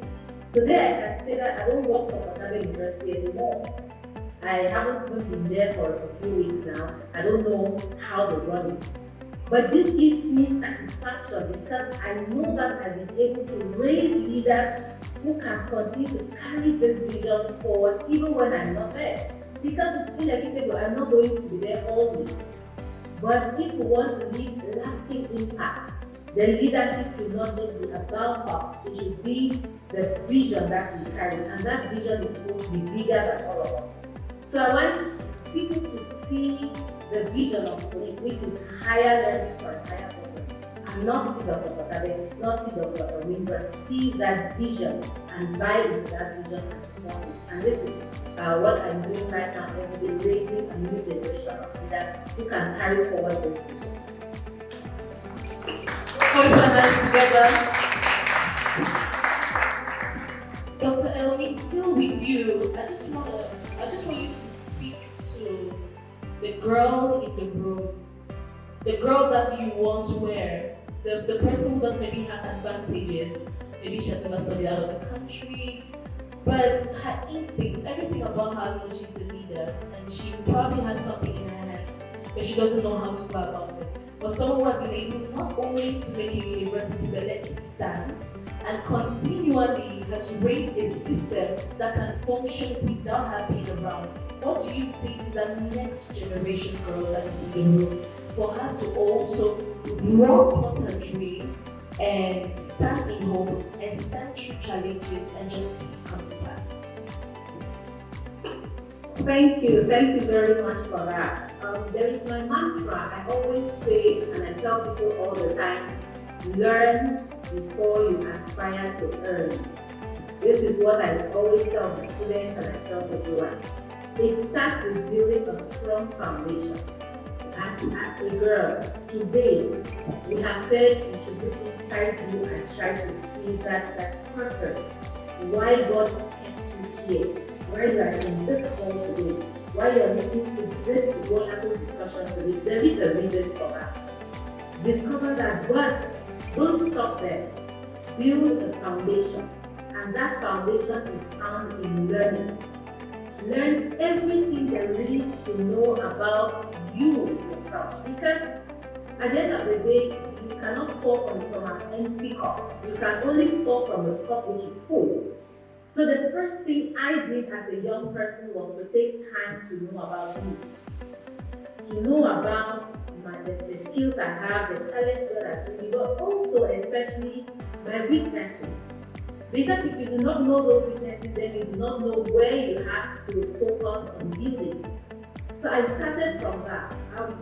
My first master's degree was in human resource management. And I realized that every time I would ask people to talk about their weaknesses, they found it challenging. When you ask people to talk about their strengths, yes, everybody will talk about their strengths, that these are hardworking and things. But when you say, tell me about your weaknesses, then you find people become pensive. That is because people do not spend time to know about who they are. Not just only about their strengths, but especially where they need fixing. This is an honest evaluation that I have done so many times. And I started from there. What are those things that I need to fix in myself? I know my purpose. I know the vision I have. But I don't have exactly everything it takes to get there. So I start by learning, and I'm still doing that. The second thing is to connect with the right people. I like the quote that says we stand on the shoulders of giants. That has always been on my mind. Connecting with the right people is what is going to give you this clarity. Whether it's a mentor, whether it's just networking, connect with the right people. I'm not saying the big people, and I want to say this because today, unfortunately, with social media, there are so many people who are here out there who are speaking very loud. Sometimes for some purpose, they just use between the person who is in public, who's busy with social media, and the person who really has something, and they distract them to this issue.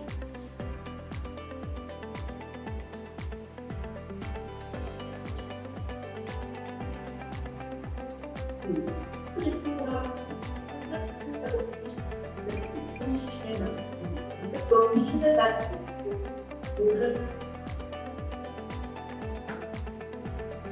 and then do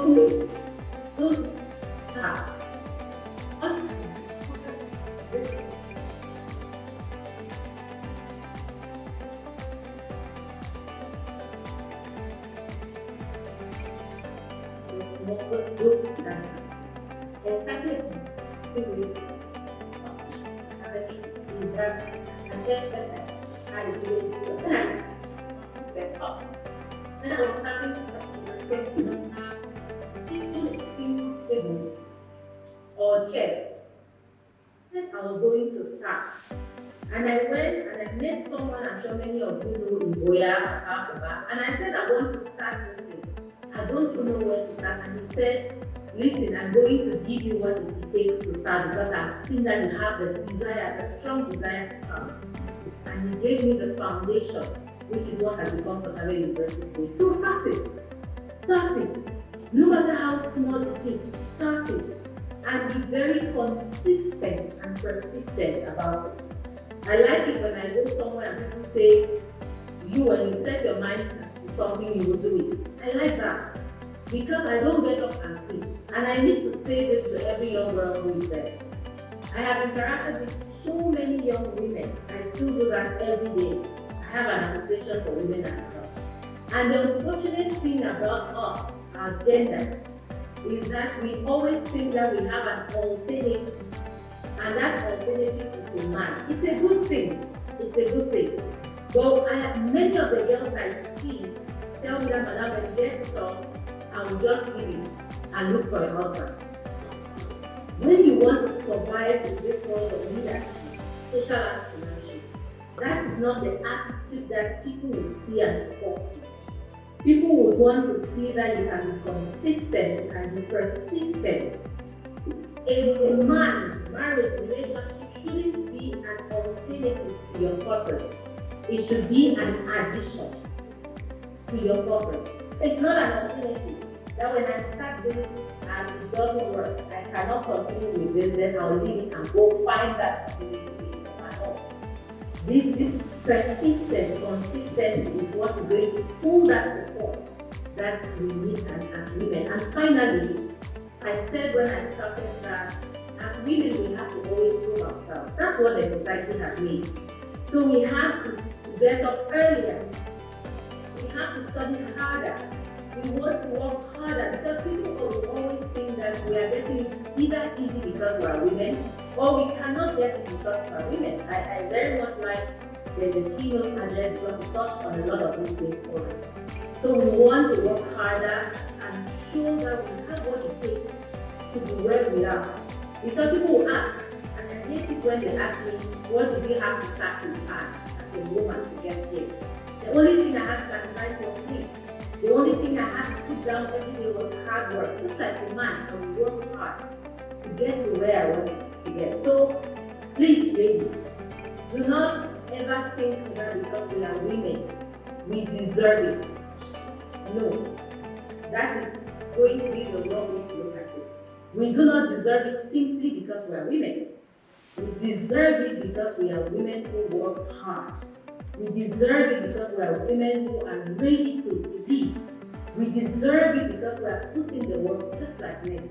We do not just deserve it because God made us women. And this is what I want every young girl to take hold. Thank you very much. Thank you, Dr. Elmi. I like the 4 points that you said, which is number 1, that we should get to know ourselves, especially our weaknesses. We do not justice that we want to be, a lot of people think being in leadership, you should just gather people and start telling them what to do. But when the leadership starts with you and your self-discovery, then you can now go into other people. And secondly, you spoke also about connection. And this is such a rare opportunity. I love what you said when you said that not just meeting the big people, you just never know who is sitting right beside you. Make it a point to connect with people. I think that's what I'm taking home today. To make it a point that we don't sit beside someone for up to 30 minutes. We just say, hi, my name is this person. What do you do for a living? it is enough to create a good impression because you don't know where that will take you to. And number 3, he said we should get started, and be consistent and be persistent. Forget the social media noise, forget all of that, and just get started. And finally, that we should know that we don't deserve it just because we are a gender, but we deserve it because we have planned to be hardworking and leave the normal. Can we just come begin one of That was such an amazing take home. That was such an amazing take home. And Tumaya, what would you say is the future for young girls, the young girl that want to be in leadership? Especially as Dr. Elvin said, we have a lot of options. or we have a sure option that if this thing does not work out, I'm just going to just be somebody's wife.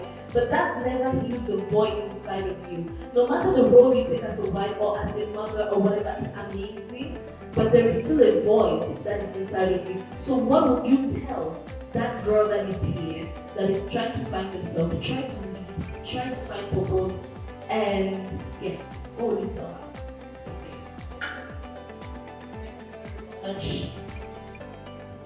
We know human being has another option.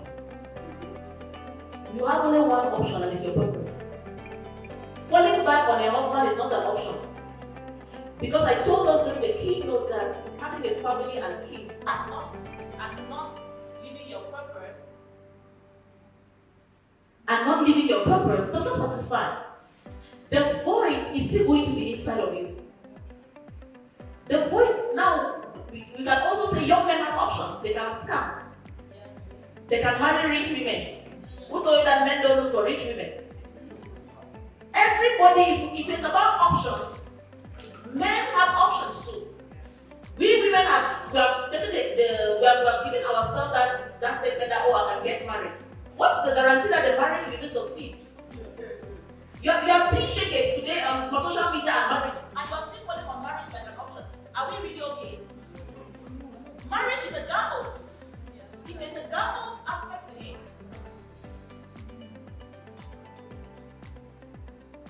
there is a gamble. Hello? Okay. There is a gamble in marriage. It can happen, it cannot happen, but not succeed. So our only option that all of us have is to find your purpose and start. Find your purpose and start. You're sitting here right now. Dr. Elmi has listed the things she's listed. I don't want to be leveled. I don't want to have to go over them. But I want to insist that each and every one of us has a seed in us. Nobody came here empty. Everybody has a seed of something in them. And you're just supposed to find it. You have people that have started.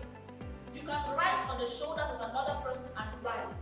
But we are in a community like this so that you don't live here and have to go back and sit in your room alone and you're wondering, what should I do? No.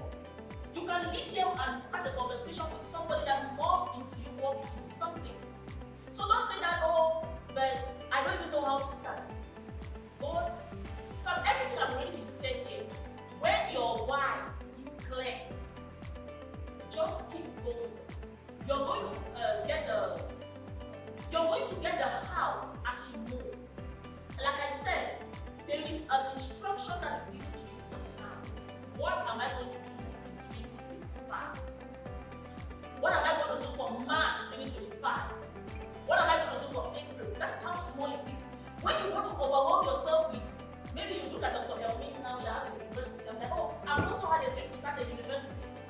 How will I have chair? How will I have building? That is not your concern. Maybe it might just mean you just go to school and get a degree. Some of you might just leave Boya. Go back and figure out some things. But what is that unique instruction that you are going to start step 1? It might just mean that everyone I'm going to read a book on leadership. I'm going to read something that's going to empower me. I'm going to go and get an education. For us, it was about, we felt like, we needed a spiritual empowerment. And if you get a spiritual empowerment, we're able to be energized and find a cause for the direction that God wanted us to go. For everybody, is something different. But all is that, as we're living here, you have to do something with the first step. I cannot tell you that this is the first step for you. I only know my own step that has been given to me. I can only help you walk through a journey of how to discover your own first step with you finding it out. But also, if you don't know yourself, like the already said, what are you finding? You are a product that was packaged with everything inside. Sometimes we try to externalize, trying to do things instead of becoming things. You're supposed to become, not do things. I'm not doing relationship counseling. I'm becoming a bringer of healing and hope. And in becoming that, people get to experience me.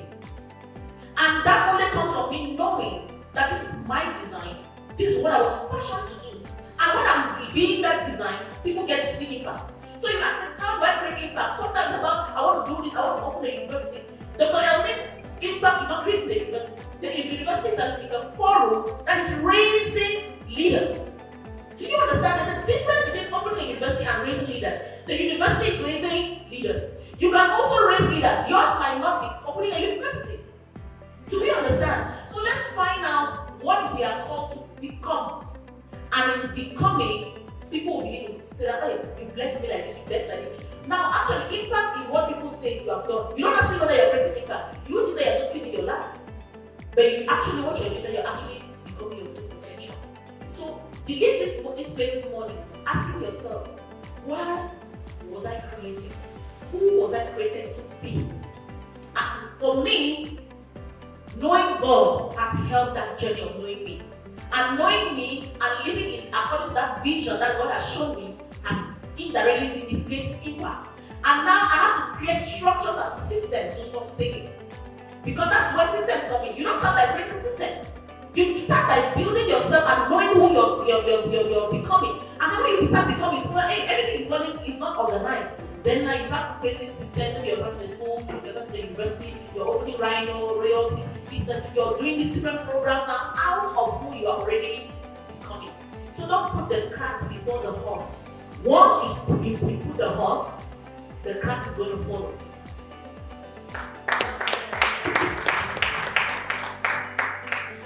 So basically, Atmaya is saying that we don't have any other option. For the next generation of girls, your option is purpose. It is purpose that will give you that inner feeling of I am just doing what I was sent on earth to do.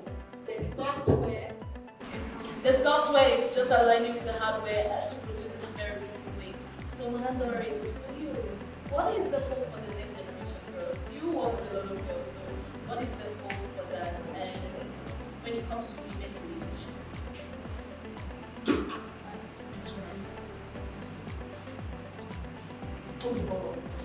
The young girl when it comes to leadership, I see a prosperous, thriving and sustainable Africa built by Africans.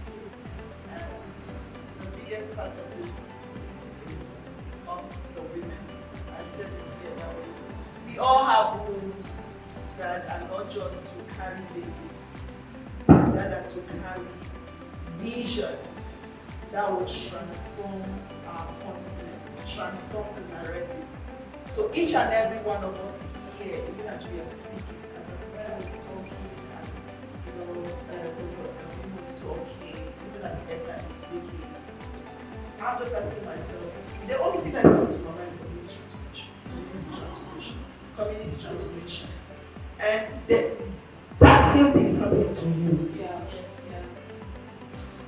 Because sometimes it feels like it's just such an abstract thing, this purpose we're talking about. What is it? But that thing that is ringing in your mind, community transformation. I am the same thing in many places. Rhino, Cameroon. Yes, I saw parts, but it did not make sense to me until I made the relationship between that and how it can transform the community. Two ways: employ women in the community and provide parts for girls who cannot afford it so that they stop being promiscuous and they can do who they are called to be, they can become fully who they are called to be, and then transform communities. It always ends back in transform communities. Even when I'm participating in it from the heart, as a coach, as a trainer, and leadership, it ends up in how do you go back and transform your community. I live to inspire people to become agents of change, agents of transformation. That is my one message. In hymns, become a teacher. Give me an opportunity to inspire them to become transformation agents. And the only way I could tag in is entrepreneurship. Okay, that's why I took entrepreneurship, because entrepreneurship is a way of helping people find solutions to problems in communities. So again, entrepreneurship, antecedents of entrepreneurship, no, when you hear antecedents of entrepreneurship, hear community transformation from the inside out. That is what it is for me. So for the young girl, how do we start that? We started by service. We live in a generation of operation CEOs. We have moved from GOs, now we have come to CEOs. Everybody wants to be a CEO. My own thing, me and me again. Service, guys. I still serve in news. This is how many years. Every year I'm making up my mind that this instinct is what I'm tired. But I still serve in that institution. And I serve with my whole heart. I'm a whole visionary there. I'm designing programs. I am doing things that I'm not asked to do. I serve in things. I am an employee in the higher institute of management skills. I serve me from the heart. I am an employee in me from the heart. So service, plug yourself into something. Don't start by wanting to start. No, starting what? The starting that you're starting is to serve, and in that place, you for free get apprenticeship. You will build on an other's foundation. Before I started anything, I had about 15 to 20 years of work experience and worked for somebody for close to 15 years. I left the university in 2001, so those were not more. That's when I left UP. And from then I worked until 2012, 2011, when I resigned to the job. Counting how many years. And I'm still an employee. When you find yourself somewhere, don't look at that employer. Think about your purpose that you are living out in that place. That is why I will forever celebrate Manzo. Because when, like is talking about building leaders that will run with you. One thing is sure, you cannot do it alone. But when you find yourself in a vision, take ownership. There are programs, even there are programs that we have in Royalty One. You see the menstrual head bracelet. Doris Boom did not design it. It was Manzo Chocho that did it when she came and was working with us. So when you get into a place, and that is one thing about my leadership, I believe so much. One thing I saw in Europe that inspired me was that sense of community, where people are not in competition, they are in complementing one another. Yeah. Let's not compete, let's complement. What you have, we all are into leadership, but I can never be a personality. And I don't crack my brain trying to craft out curriculums. Please, Silas, this is what I'm seeing that we'll do. And then we'll sit down together and before we know it, he will put it together. Understand your strengths and understand your weaknesses. And when you find yourself in someone that complements your strength, honor that and celebrate it. Celebrate, honor. I always say to people, I honor the Christ in you, because when I look at you, there's a uniqueness in you. I honor that uniqueness that you are. So understand. So for me, it is just one thing I am saying. Plug yourself in somewhere and serve. Service, serve somewhere. All of us here, nobody lacks a job. Serve. Serve. Right now, we are working on the Impact Month in 𝗏𝗏𝗵𝗵. That's an opportunity to serve. I'll send the link to the Leadership Hub. And what we are doing in 𝗏𝗏𝗵𝗵, the 𝗏𝗏𝗵𝗵 Community Transformation Project was birthed from a desire to create that platform where these are small things that we're doing everywhere. We all can come and put in all that effort within one community as a test and then we see results, and then we take the results from there and we go and implement it in other communities. You hear my name is Igbo, it's not Namondo, so I'm not Bakberry. But I've taken 𝗏𝗏𝗵 as my community and I'm testing this model. So I have no interest, right? But I have an interest because I'm a daughter of the universe and everywhere is my father's land, all right? So it doesn't matter. So I'm serving in 𝗏𝗏𝗵 because I know that we are going to design a community transformation programming model. That's what we're experimenting. That will work, and then we can take it all over this nation and we change the nation.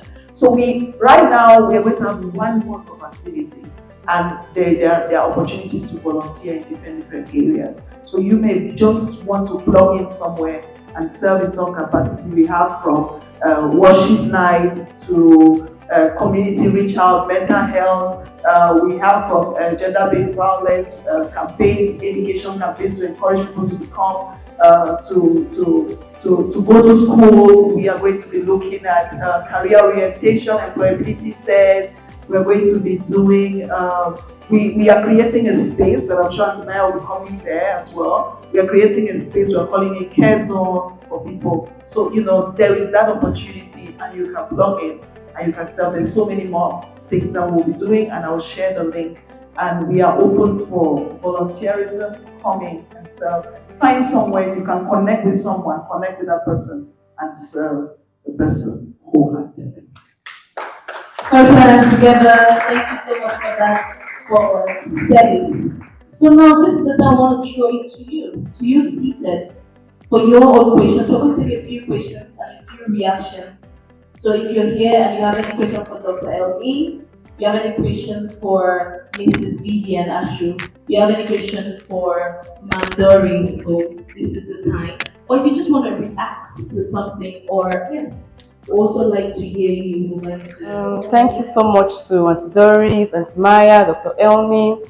It has just been an amazing morning and a refreshing one too. I'm actually particularly very happy about the conversations that we've been having, and I really hope that many young girls can listen to this, because in this generation, I have a question. It's a reaction and then it's also a question.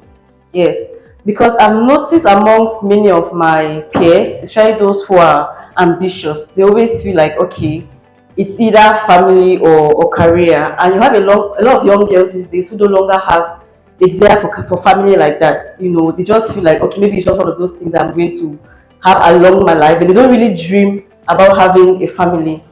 So I know Auntie Maya mentioned that in the keynotes about the challenges that young girls face. But I just like maybe the panelists can throw a bit more light about that, especially with the trend of the unhealthy trend of some women empowerment we hear out there, and it almost feels like women are against men, and it's the whole strong woman concept, and women are becoming more masculine and they don't create space in their lives for men.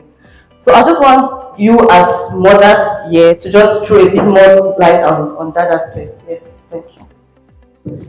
So I always tell people I'm 44 and I know that I don't look like you. So I'll see your faces and you're surprised for this. And I'm not married. And this is a very pertinent issue matter. And I wish I could turn back the hands of time and go back into my early years. I would give myself this counsel: just be a woman. What she's saying is very, very pertinent. Be a woman. Be a woman. I always just give this analogy. A woman is like a neck, and you are very powerful, more powerful than the head. But you must stay the neck to be powerful. Because if you stay the neck, you can turn the head anywhere and it will go, as long as you understand how to stay the neck. When you try now to be the head, you lose control and then both of you fail. So it is very important that we learn that.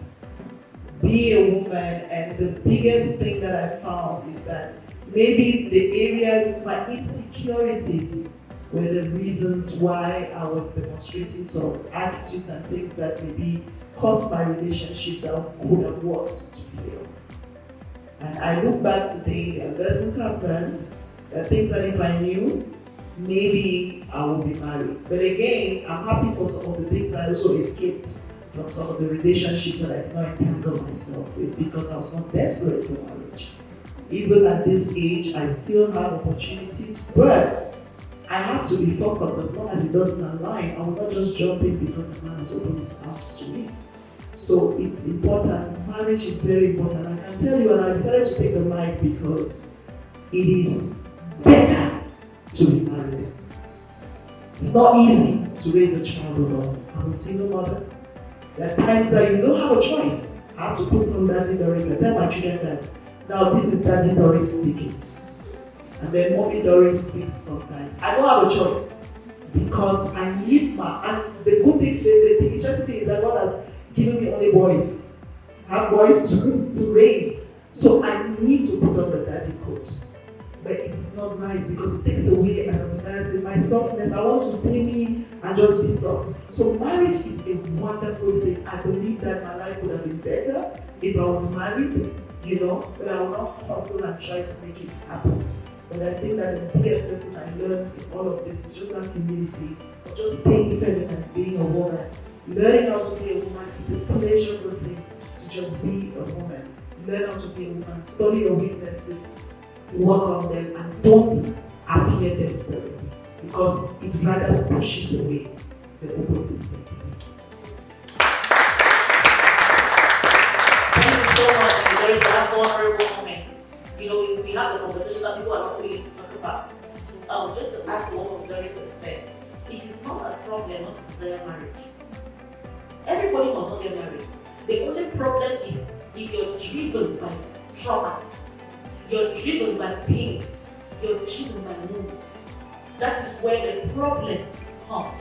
Paul said that not everybody was designed to marry. Paul lived his purpose and destiny without getting married. So you must not marry to actually go in leadership or live a purpose. You must not. But if you desire marriage and you are shifting it away because of pain, you are actually setting yourself up to fail even in the generality of your purpose. So that's what brings me back to the place of healing. But Doris mentioned something. At least what I would tell my younger self. I would have been less, maybe more feminine, more. Many women today, because of pain, are running away from marriage. I don't really want marriage. I want to live like that. You're talking from a place of trauma and pain. And so at the end of the day, you might not get married, and you still affect your outcome in life. So what is the goal? All of us should get our traumas healed. Let's get healed. Let's get our pain out of the way so that we can truly be who God has called us to be. So that whether married or not married, we're still going to be very happy. So because if you marry from a place of pain, you still face challenges in the same marriage, and the same marriage will still hinder your purpose. So whether married or single, what makes us common is that we are healed and we are pursuing our purpose from that place of healing and wholeness. And let me tell you, my greatest secret is to heal my heart. Every time my heart is pain, everything I'm doing becomes corrupted. You might be seeing it as a good thing, but I'm pouring out from a bad place. So nobody needs to remind you of the pain that you're going through to get it sorted out. Get help for that bitterness. If you were raised in a home without the father, without the mother, you have not seen examples of good marriages around you or good families, then maybe we need to heal from it so that we can see the world in a different light. And you'll be able to see marriage in a healthier way, whether you're married or not married. So we have a lot of broken people that are married and broken people that are single. I don't care about marriage. Many people are saying that I wish I was single. There's this confusion going on because it's trauma and pain that is driving all of this. So the problem is not men, it's not marriage. I know the thing, it is wounded and broken people that we have. Yes. Well.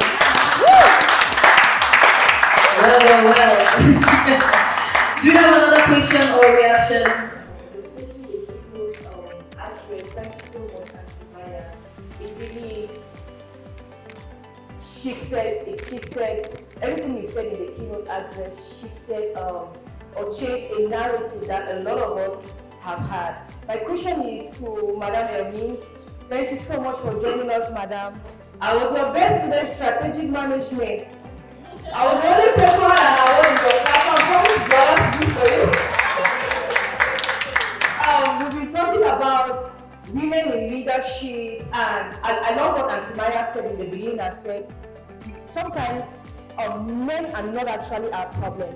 that what she's saying is not like we should start looking at men in a very bad way or a negative way. I love what she said.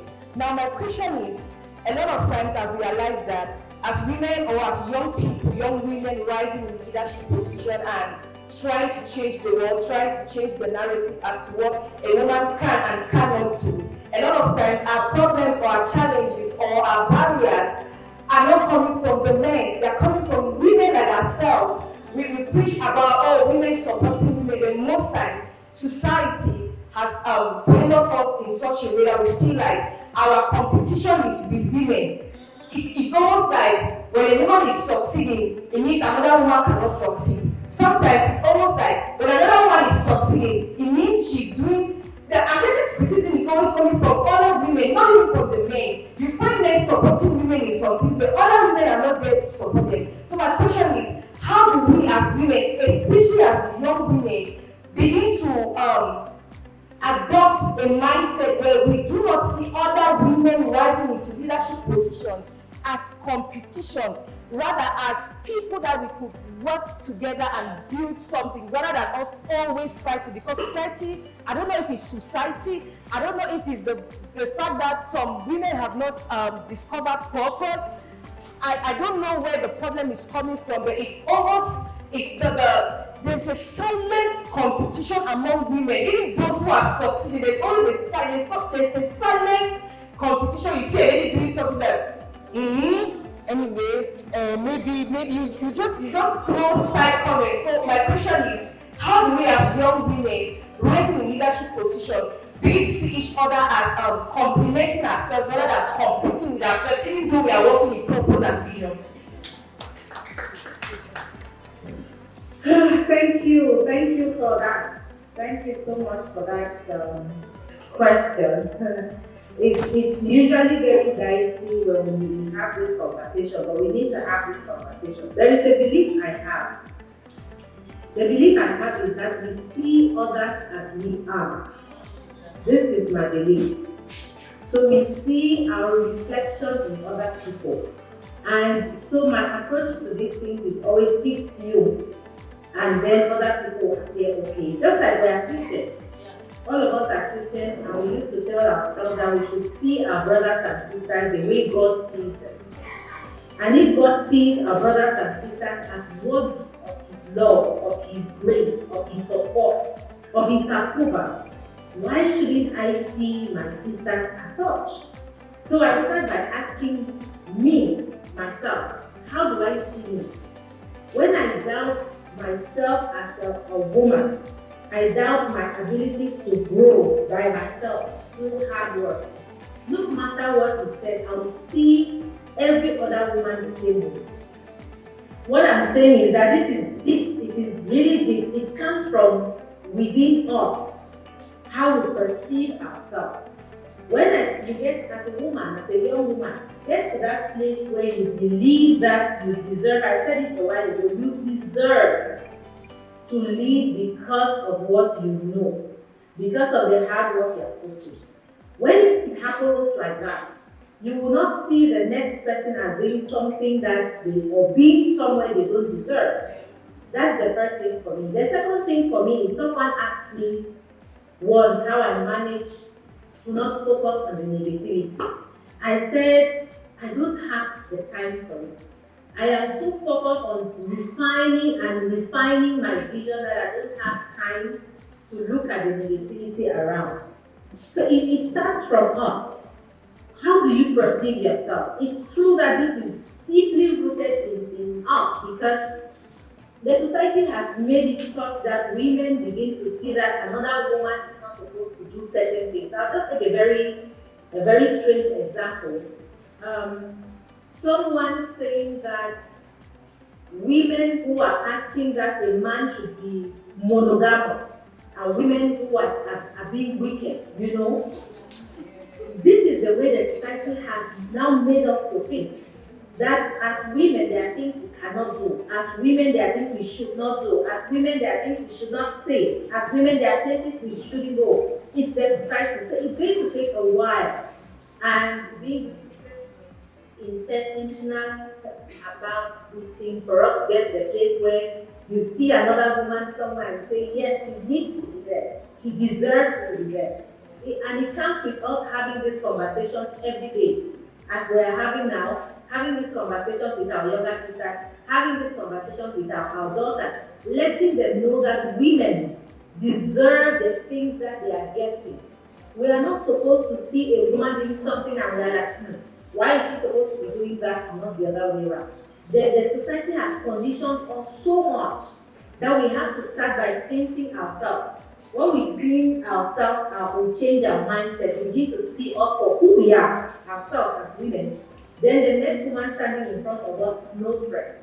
Because whether we like it or not, there are two things that always push women to behave like this. Number one, society's definition of what a woman is, what a woman should be. This pushes women to be seeing other women and thinking like, why should they even do that? The second thing that pushes women to be like this is our own shortcomings, our fears, our own fears.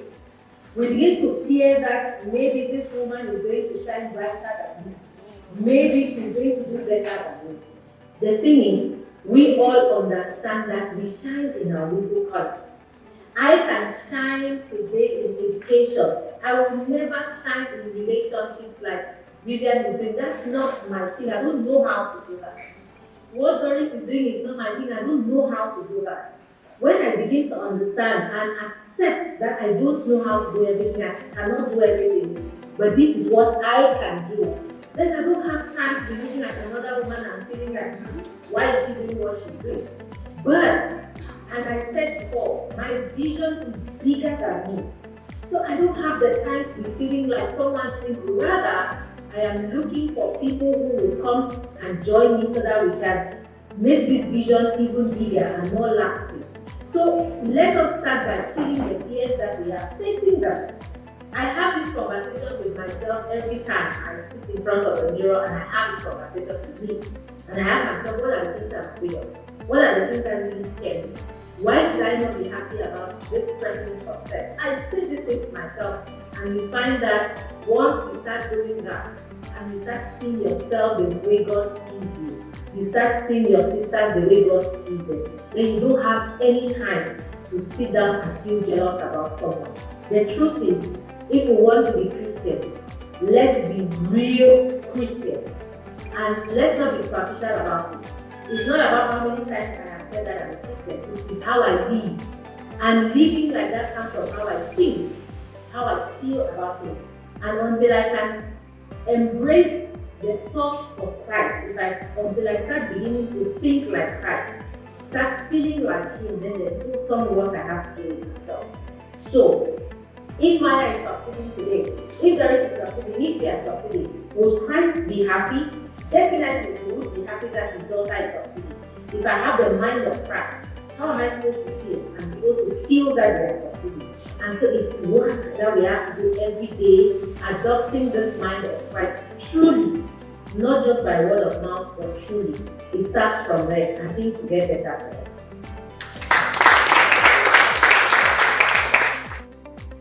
I actually came to pay a loyalty debt. I met Vina in 2021 in the seminar, and ever since then, he has been reaching out to me, telling me about his programs. I'm like, why am I important? Why are you telling me about this? So I felt that let me come and say, at least I have to show what you're doing. So when I saw also the theme, I thought we were talking about women who have achieved and telling them dream. But I'm shocked at what I'm hearing. After the keynote, I was in between offense and because much went against my thought. I'm recently married, and so before I did, as a young boy, I worked hard to build my dream. I have a vision for marriage, and my wife should rather integrate into my Dream and not pursue her own. She should find her dream in my dream and not necessarily want to pursue her own. So before I got married, I thought to myself that I have this number of years, let her do what she likes. This number of time, she should focus in the home And then about this time is the business. And as we went into our marriage home, she's not conforming and it's worrying me. So I began to figure out means to cause her to bend. So I'm looking already at some 15 years to come, and I'm imagining what are the colors I would take her to so that she could adjust to what I want her to become. So after her presentation, I'm not happy.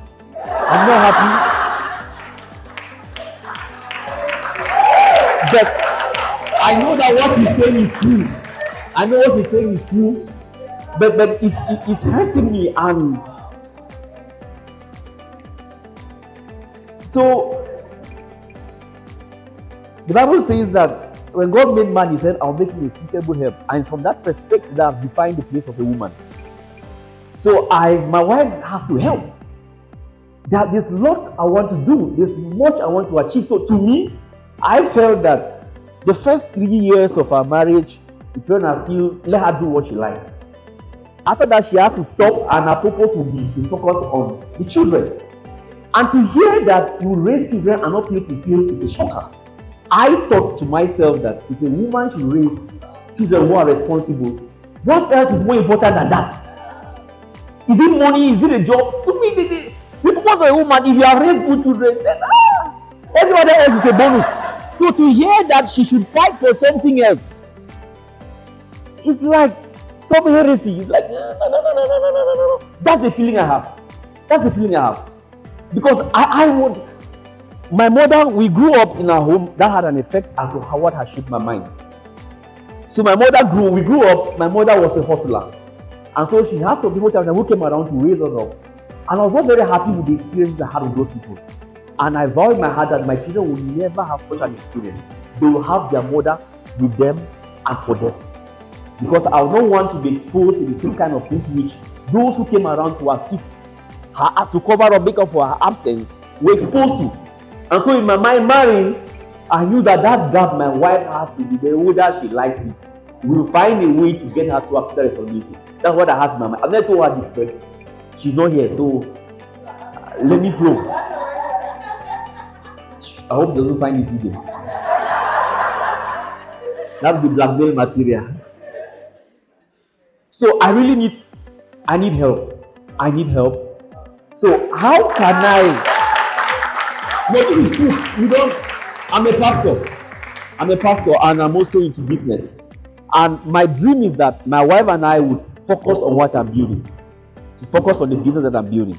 I really want her to play a role. I want to be behind a family legacy. And I cannot see her as a CEO or something else. Truly, she has her own dreams. They're not as big as mine. But I can also integrate what she has into what I'm doing because it's diverse. She wants to run but to another way. It's not what I'm doing. So I'm like, one of us has to drop something. And it cannot be me. I'm not the one who has to drop.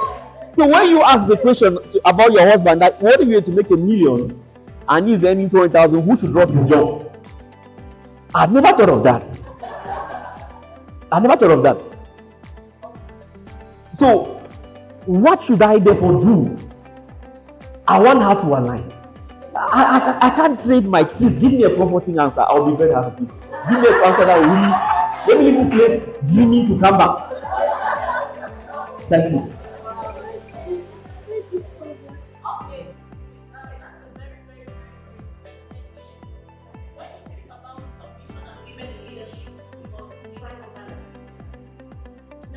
He has raised a very pertinent issue, and I want us to have a conversation around that. I said in my breaking the mold that we need men that can handle powerful women. And Pastor Bless, one of the things that I wanted to first talk about, start dealing with, is one of the things you said about you saw your mother go through this and you told yourself, my kids cannot. That came from a place of pain. When we make vows out of pain, you must heal from them. Else, you try to manipulate your future so that you don't have the outcome. But what happens is that when you manipulate your future out of pain, you reproduce the same thing that you were afraid of. Reproduce the same. Now, how does alignment in marriage happen?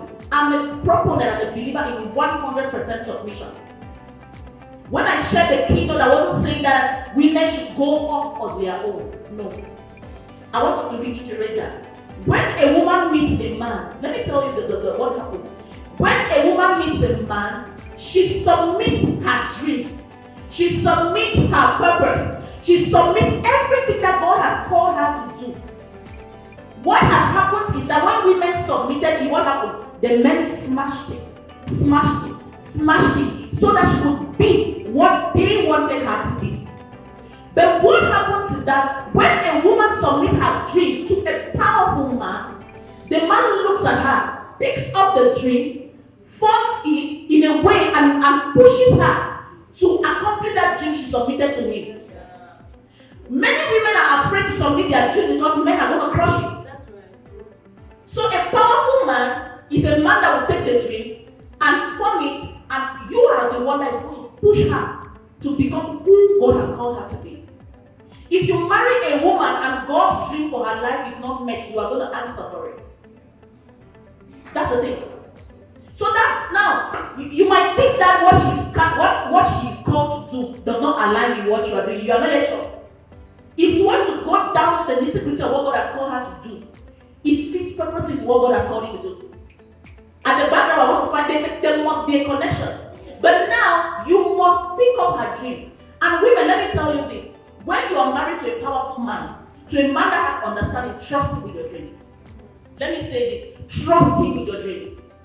Sometimes a man will look at your dreams and he's figuring out how you're going to accomplish it.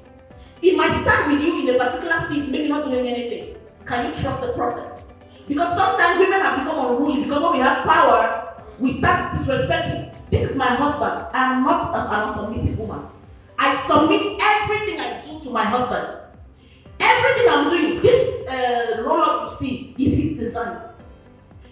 Then now, the keynote address I presented, I brought the material. He did the PowerPoint. Are you understanding? There are some things I'm afraid to do. He is the one that is pushing me. This is what God said concerning you. This is the prophetic word God has said over you. So we are going to do it. If it takes me sacrificing this thing so that you can achieve this, I'm going to do it. That is what partnership is. So I am submitting my dream and I'm not feeling oppressed. But the problem is that when the woman starts sensing that you are not, like if your wife was here and she had that thought in her mind, she will actually become rebellious to you, which is not necessary. So don't allow your wife to struggle with her dreams. Women, submit your dreams. And a powerful man, pick up that dream, look at it, ask the Lord, you told my wife to do this. How do I help her to steward this? And I'm doing all of this and I'm raising children in the midst of that.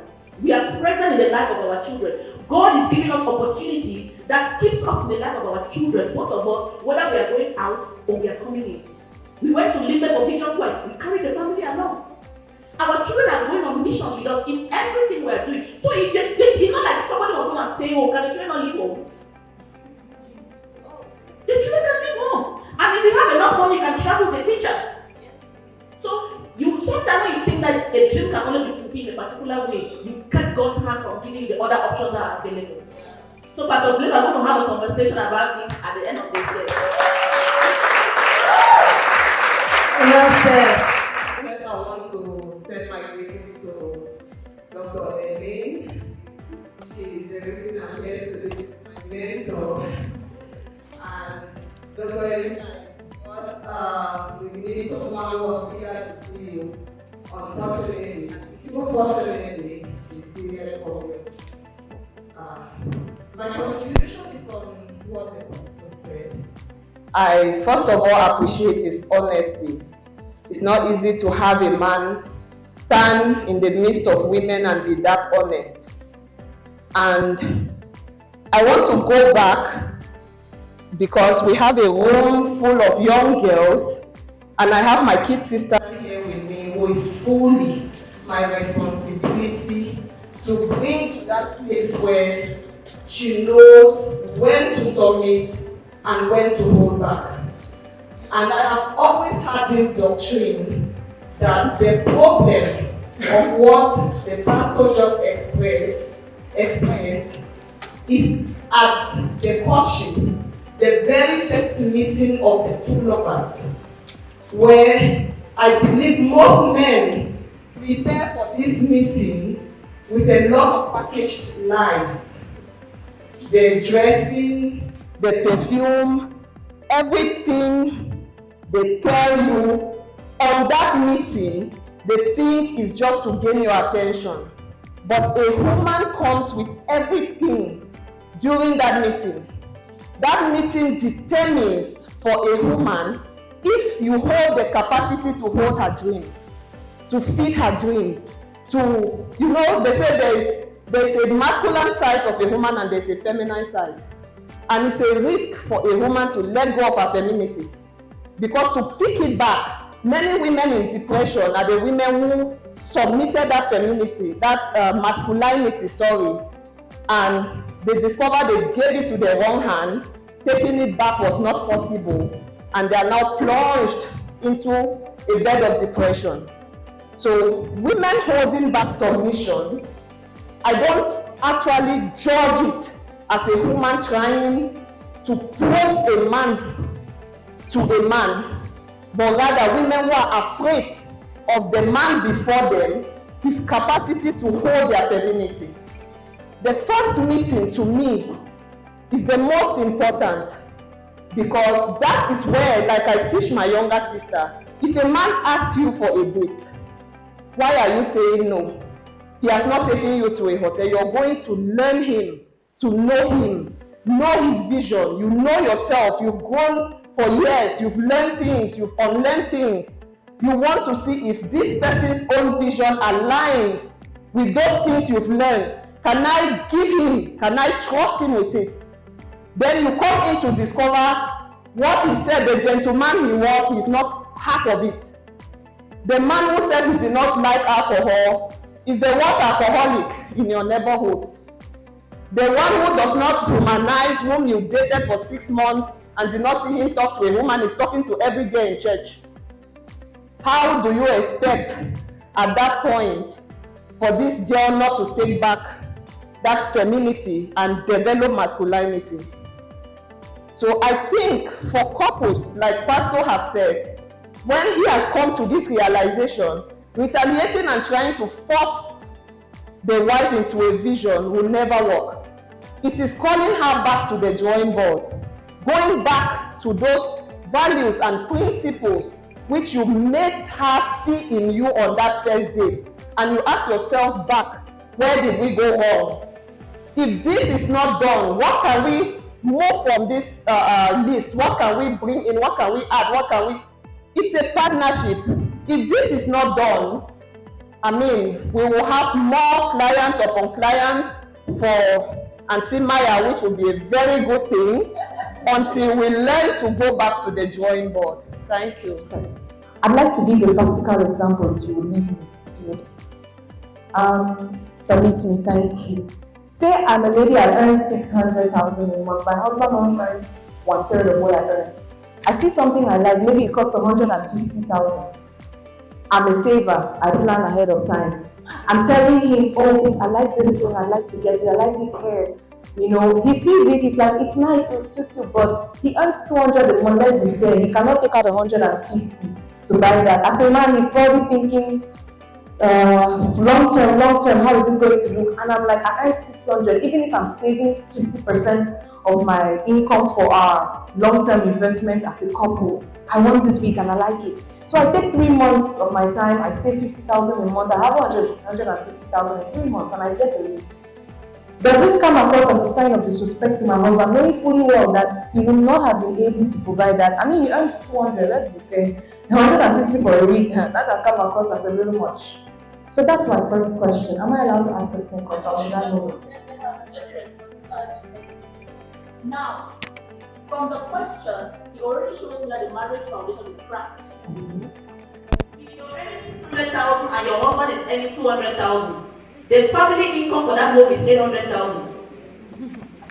If you tell me that the 600,000 is your money, the 200,000 is his money, then I know that there are already cracks in the foundation. In a healthy marriage, I'm not talking about marriages in general, in a healthy marriage, what you bring and what he brings together is the income of the family. You see that thing that you marry, you give your body in a marriage and you give your money.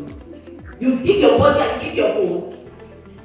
Now, we are talking to men that men are holding back phone. Women have a way of holding back money. So I'm not surprised that the issue of money comes up. See, if I say that God has called this person in my head, do you know the first thing I submit to my husband is my salary? The first thing I submit to my husband is my salary. And he started by submitting his salary to me because when we got married, I didn't have a job. When we got married, I had a job like 6 months after we got married. So for the first 6 months, when he got his salary, he handed it all to me. And we planned on the salary. So what came in was the money for the house. It doesn't matter who had the job. When I started earning, what am I supposed to do? I'm supposed to also submit my salary. So whatever I earn plus what he earns, we now plan on it. So now we have 800,000. It means that with 800,000, he can afford the week. Not even you. The family can afford the week. My week that I buy is my husband that provided for it. It doesn't matter how the money came. Because there are days, I told you people for 4 years I was not working. What was keeping me for the 4 years? To let you know that if you start separating income in marriage, be ready for the day that what if you lose your job? And the family has to depend on that 200,000. Will you be flexible enough to come down to manage 200,000? Most times when women, this is not you. This question is very popular among many women. Thank you for asking the question. When a woman is trying to separate her money from her husband's money, it's because she's sometimes earning more. But you don't know the day that you're going to lack. So I advise that a couple, as a family, if I marry you, I trust you. And the first thing I trust you with, apart from my body, is trust you with my money. Because God only compares himself to money, mammon. So if you can manage the concept of money in marriage, the trust will be higher. This is my husband. When I broke my bank at the end of the year, he's not even know I was saving. If I had hit that money, he would have saved. I saved from January to he didn't know I was doing the piggy bank. He's the one that helped me to break the bank. We counted the money in the bank and I said, this is the money, sir. What do we do with it? Because money to me is paper. I told us that every human being, every creation was created to live free on earth. It is only human beings that attach money to their own. And if we live our life without the attachment of money, our relationships are going to be better and healthier. Our marriages are going to be happier if all of us submit this. What is paper? The human being you're married to is more important than the paper that we are holding.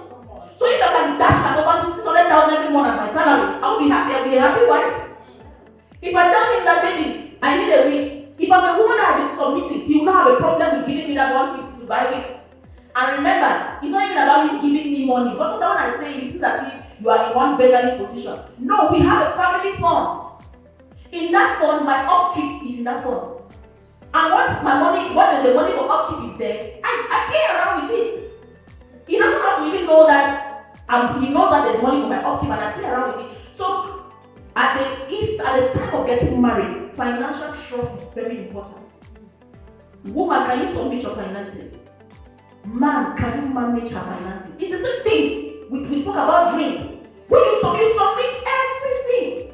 And if I tell my husband that my mom is sick, she needs money. My mother is his mother. He can send her money without consulting me. So if my mother has a need, he knows that all the money I have is the food. What can we send to your mother?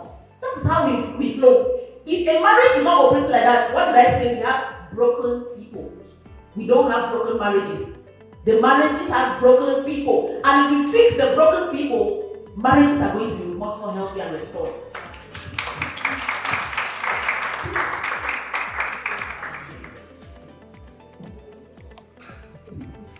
Hi, thank you so much, Atamara. That was quite exclusive. I feel like when you were responding to that, you probably cut across some areas of the second concern that I had. But I mean, for the sake of everyone here, I'd like to just ask it again. So, permit me, it's a little bit sensitive for me. So right now, I'm a working young lady. And then I was speaking to a couple of people. One of them is my sister, and she said something to me. She said that you should be careful. There are certain people, when people are approaching you, There are people that are looking at you like, this one, they already work, and not go get plenty work again. He already make money. Like she's earning something. Sorry, not making money, but she's earning something. And it really struck a chord in me because I'm like, as a faith professing young woman, how do you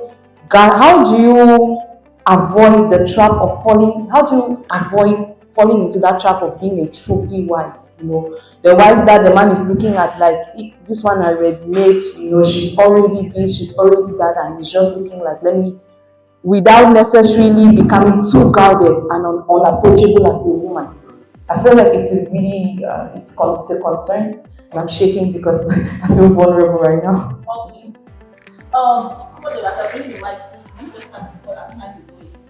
Listen, the world has all kinds of men out there, right? As a woman,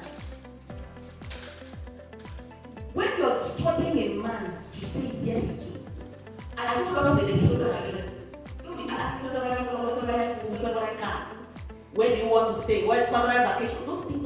Look at questions that will provoke you to see in the man a man that can carry you. Remember, you will only be happy with a man that is shining brighter than you. Not financially. Remember, I'm saying a man that can shine brighter than you. That is not intimidated by you. That is not threatened by your rising. Remember, the Bible says the woman is like a glory of a man. That means when you see a woman, her reflection reflects who she has married. So, if you cannot see a man that you can reflect on like that, that is not your husband. I've said there's a man for every woman. And if a man is coming close to you and he's seeing you like a trophy, just approaching everything, if you don't see a space in your life to add anything, he should not come. If a woman is earning billions and the man coming to her life cannot identify something that he can bring to her life, he's not the man for her. Remember, we always think that money is everything. That's the problem. Money is not everything. Value is.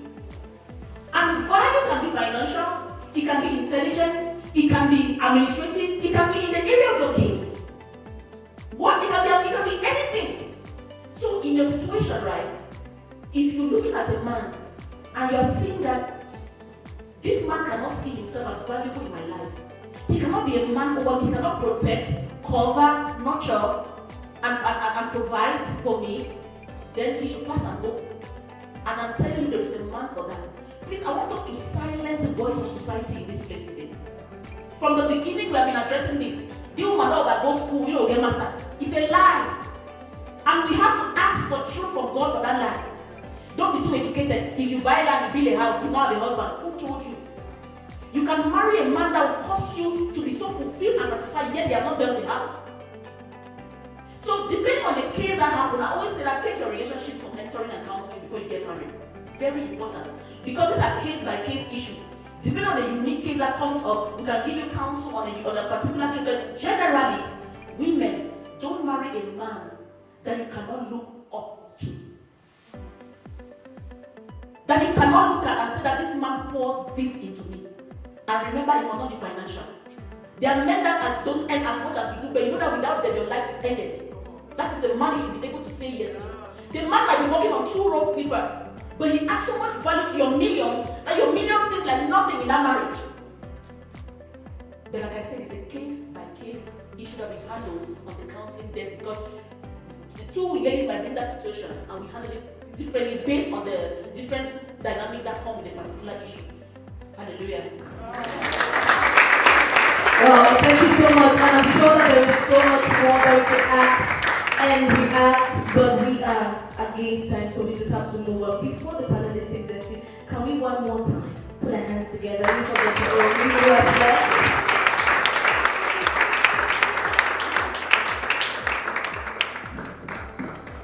Good afternoon to everyone. My name is 𝗪𝗲𝗱𝗲𝗍𝗲, and I work with 𝗧𝗡 Communication. Before I say anything about what we do, which I'm sure you've already seen, but we definitely have more that we do. I just want to say that this session has been special. influential because, I mean, just being able to learn the dynamics of maybe choosing a partner, learning the dynamics of who women are, and the fact that we can support their dreams, and in doing that is supporting ourselves. And it's like, I mean, it resonates with me, right, from where I come from. But you know, we need to be reminded daily. And the question the pastor asked, I think, I mean, it's a deal breaker for everyone. And how honest he was. Thank God he was here, because I mean there are not many men around here. Right now he got up, asked that question, being able to break the dynamics, you know, of the situation. And I just believe that there's so much in women, because I appreciate so much how much our parents have done, because I was a strong mother. So I can understand daily impacting, daily ministry, daily telling me how to function, how to treat people is something I cannot, and if that is taken from a woman, probably I will not be here. So I appreciate the fact that today, it's not just something of today, we're trying to do it like it's March, Women's Month. I think it's a daily living.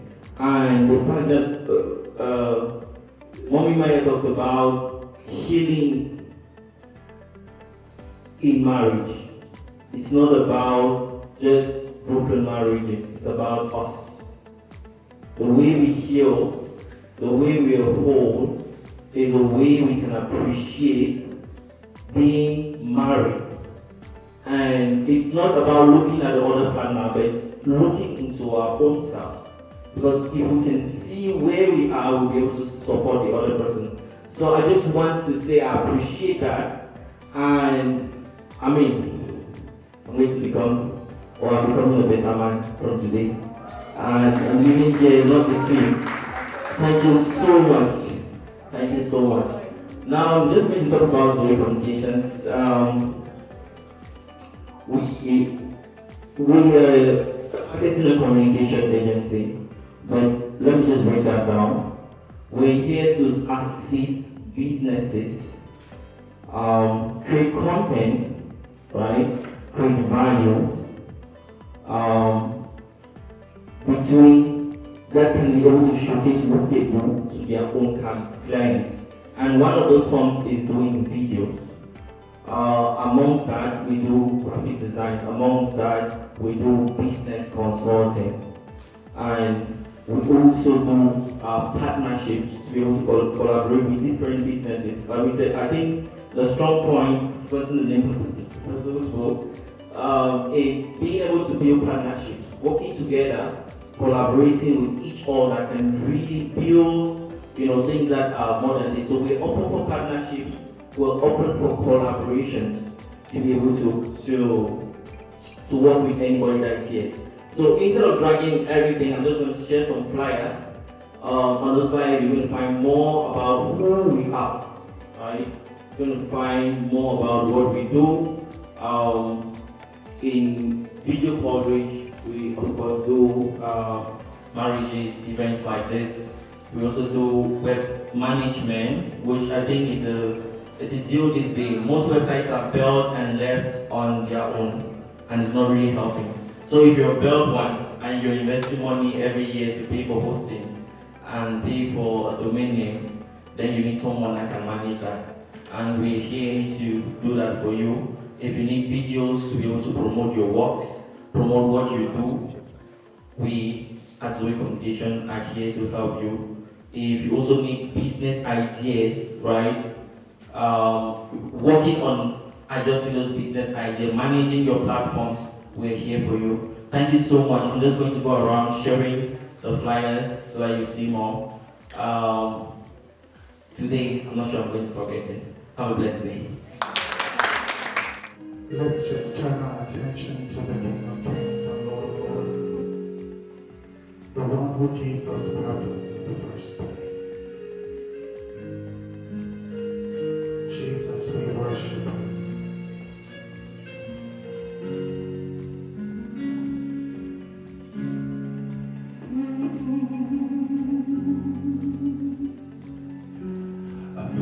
Generations falling down in worship will sing a song of ages to the Lamb. All who've gone before us and all who will believe will sing a song of ages to the Lamb. Your name is the highest. Your name is the greatest. Your name stands above them all. Above all thrones and dominions, all powers and positions, your name stands above them all. And creation cries, holy. All the angels cry, holy, you are lifted high, holy, holy forever.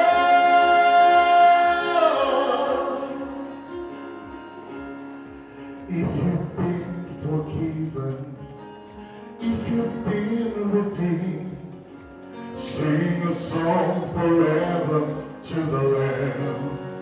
Yeah. If you walk in freedom, if you bear His name, sing a song forever to the Lamb. We'll sing a song forever and amen, and the angels cry, holy,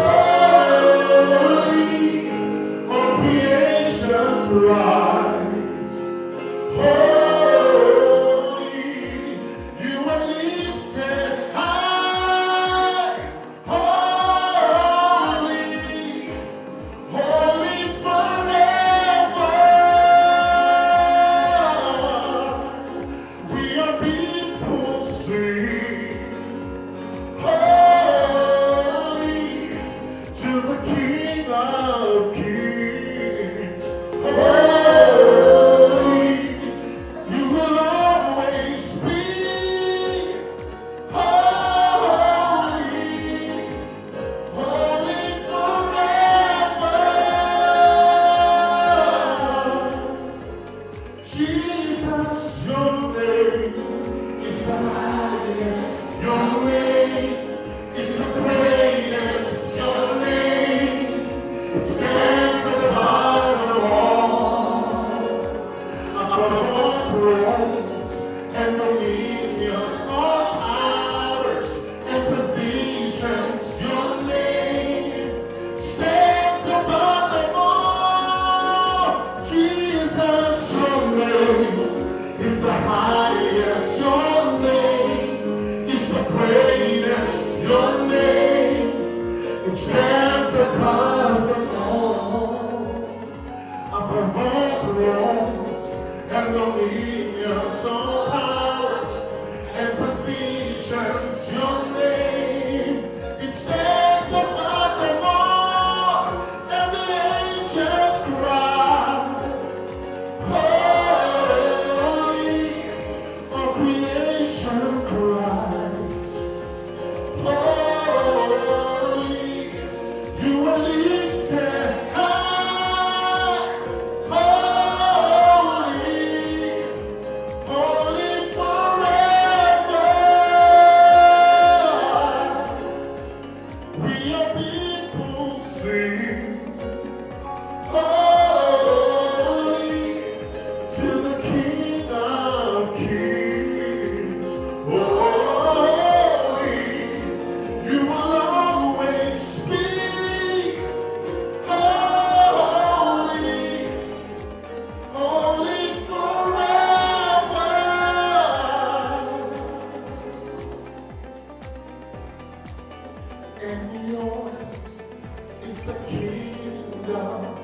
yours is the power, yours is the glory forever. Amen. Jesus, yours is the kingdom, yours is the power, yours is the glory forever. Amen. Oh, yours is the kingdom, yours is the power, yours is the glory forever. Amen. Oh, yours is the kingdom, yours is the power, yours is the glory forever. Amen. Yeshua, Yeshua,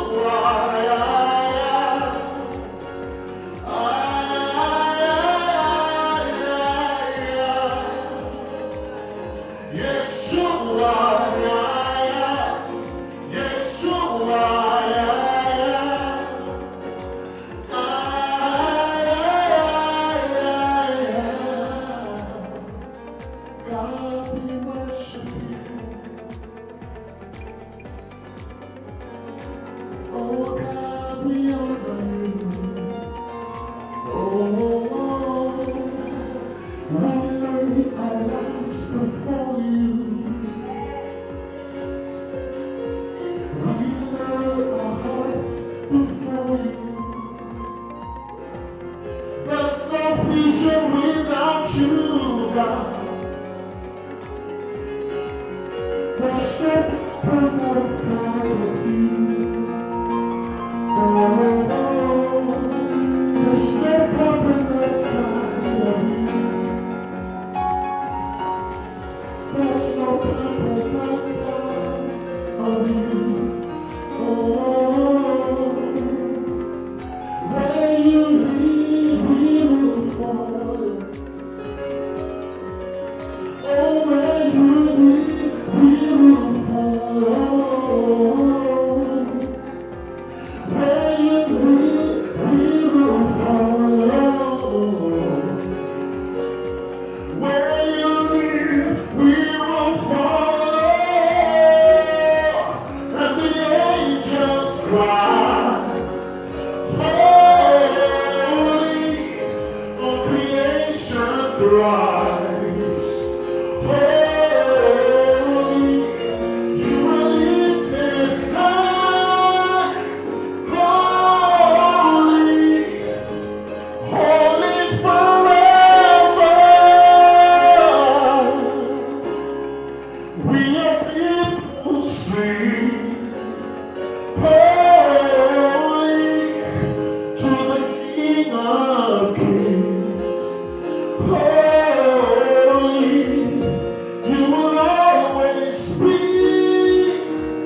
Holy, holy forever. And you will always be. Holy, holy forever. You will always be holy. You're holy forever. Hallelujah. Can we please join in the hands for someone atmosphere, Jesus? Thank you, Bishop Brian, for that. Okay, thank you for this opportunity. I'd love to first of all start by thanking the organizers of this wonderful breakfast. I want to thank Lead from the heart for this very, very impactful event. Actually, this is my second breakfast and I can say it was all worth it. So I'm 𝗪𝗂𝗄𝗃 and I'm the hub manager of the 𝗪𝗁 Innovation Hub. And after the first breakfast, one of the key things that we were told was to go back to our different workplaces and share our experience, the things that we learned. And that's exactly what I did. And another thing I really picked from the first breakfast was to immerse myself in the vision of where I found myself at the time. And my experience at work has been so different. Actually, because of my learnings and the things I shared after the first breakfast, my boss now sponsored me to attend this second breakfast, and he was just so amazed. And just like Auntie Dory said, prayer is a strategic meeting with God, and in the place of prayer, you get alignment. So actually from today, I came home at 5:30 a.m. I was from an all night from church, and I was really exhausted. But I made up my mind that I was going to be here no matter what. And I can say after the first 2 months of the year 2025, starting the first day of March, which is the last month of the first quarter of the year, with a meeting like this was so much purpose and alignment for me, especially when the highly esteemed Auntie Maya was talking to us about the fact that you may be having so many things that you're involved in, but there's one key value or one unique thing that you bring to the table. This caused me to really look inside me and deep actually for that thing that I'm offering in the different things I'm doing, because this first 2 months of the year were like so overwhelming for me. So I had to really sit back and look back and what do I want to prioritize, what do I want to start with. But I was made to understand and to see that actually I can do all of them, because it's still me that I'm putting in everything that I'm doing. I've received so much, clarity, so much value. I'm sure when I'm going back to my office, even the ladies in my office, I'm going to be sharing this with them, because one of the things we learned at the last breakfast is you retain more of what you give out to others. And this for me is exactly where God wanted me to be today, and I'm so glad I was able to sacrifice sleep and cancel every other appointment to be here. So from the bottom of my heart, thank you very much. The work that Lead from the Heart is doing is priceless, and I'm very grateful. I would love to say that I would say one character that I've been brought up with is to prioritize works and meetings like this, because we've been taught in church that what you expose yourself to is what you become. So I really prioritize receiving words like this, because they make me into all that God wants me to be. So every breakfast, I'm one person who's always going to be seated at the table. Thank you very much. Good afternoon, everyone. My name is Mary Manju. I'm a humanitarian aid worker and an entrepreneur. I am so glad to be here. This was divinely orchestrated, because I'm at a season in my life where I was supposed to choose between career and family. And this seminar, this breakfast, leadership breakfast, it has oriented, changed my mindset about work and family life balance. It has placed me in a place of understanding purpose clearly and striking a balance between being a wife, a mother, and a female entrepreneur. I want to take this opportunity to thank the organizers of this program and tell you that you're doing amazing, and this program was meant for me. Thank you all for coming. To seeing you all here, it's an inspiration to the things that the Lord has given you how to do. Thank you. Thank you for the opportunity. Like I said, it's been a mind-shifting event. It's not what I expected, but I think was what I needed. So I'm grateful to God. Much I've learned about women which I didn't know before. Growing up as a young man, I grew amongst boys. We are 4 to our mother, and we all are boys. So I think only the way of men. Since I left my mother, I was on my own, hustling. So my perspective is much more about what a man can do and very little about women. And when I even got into fiancéship, I was building my career and so on. So I was always traveling. So I never really sat down with my fiancé to look at some things which we ought to look at. So this has drawn my attention to making my family more solid. So much I've learned. Can't go into the details, but I'm blessed. So thank you for this opportunity. Thank you. Wow. Okay, I'm a Pastor Bless Fomba. Wow. Thank you. Good afternoon, everyone. Thank you for this opportunity. My name is 𝗂𝗍𝗶𝗄𝗵 𝗂𝗍𝗪. So I would say my take home will be I've learned a lot from what the panelists said. I'm always blessed listening to Mommy Doris and Mommy Vivian. So it has kind of empowered me because I'm someone who's usually scared of shining light, like shining my own light. So when they kind of reinforce my courage and my confidence to own up to who I am as a woman, as a lady, that I bring so much to the table, and this has just helped me in my confidence journey. So I'm leaving here feeling more empowered and more confident to be the person I'm supposed to be as a woman.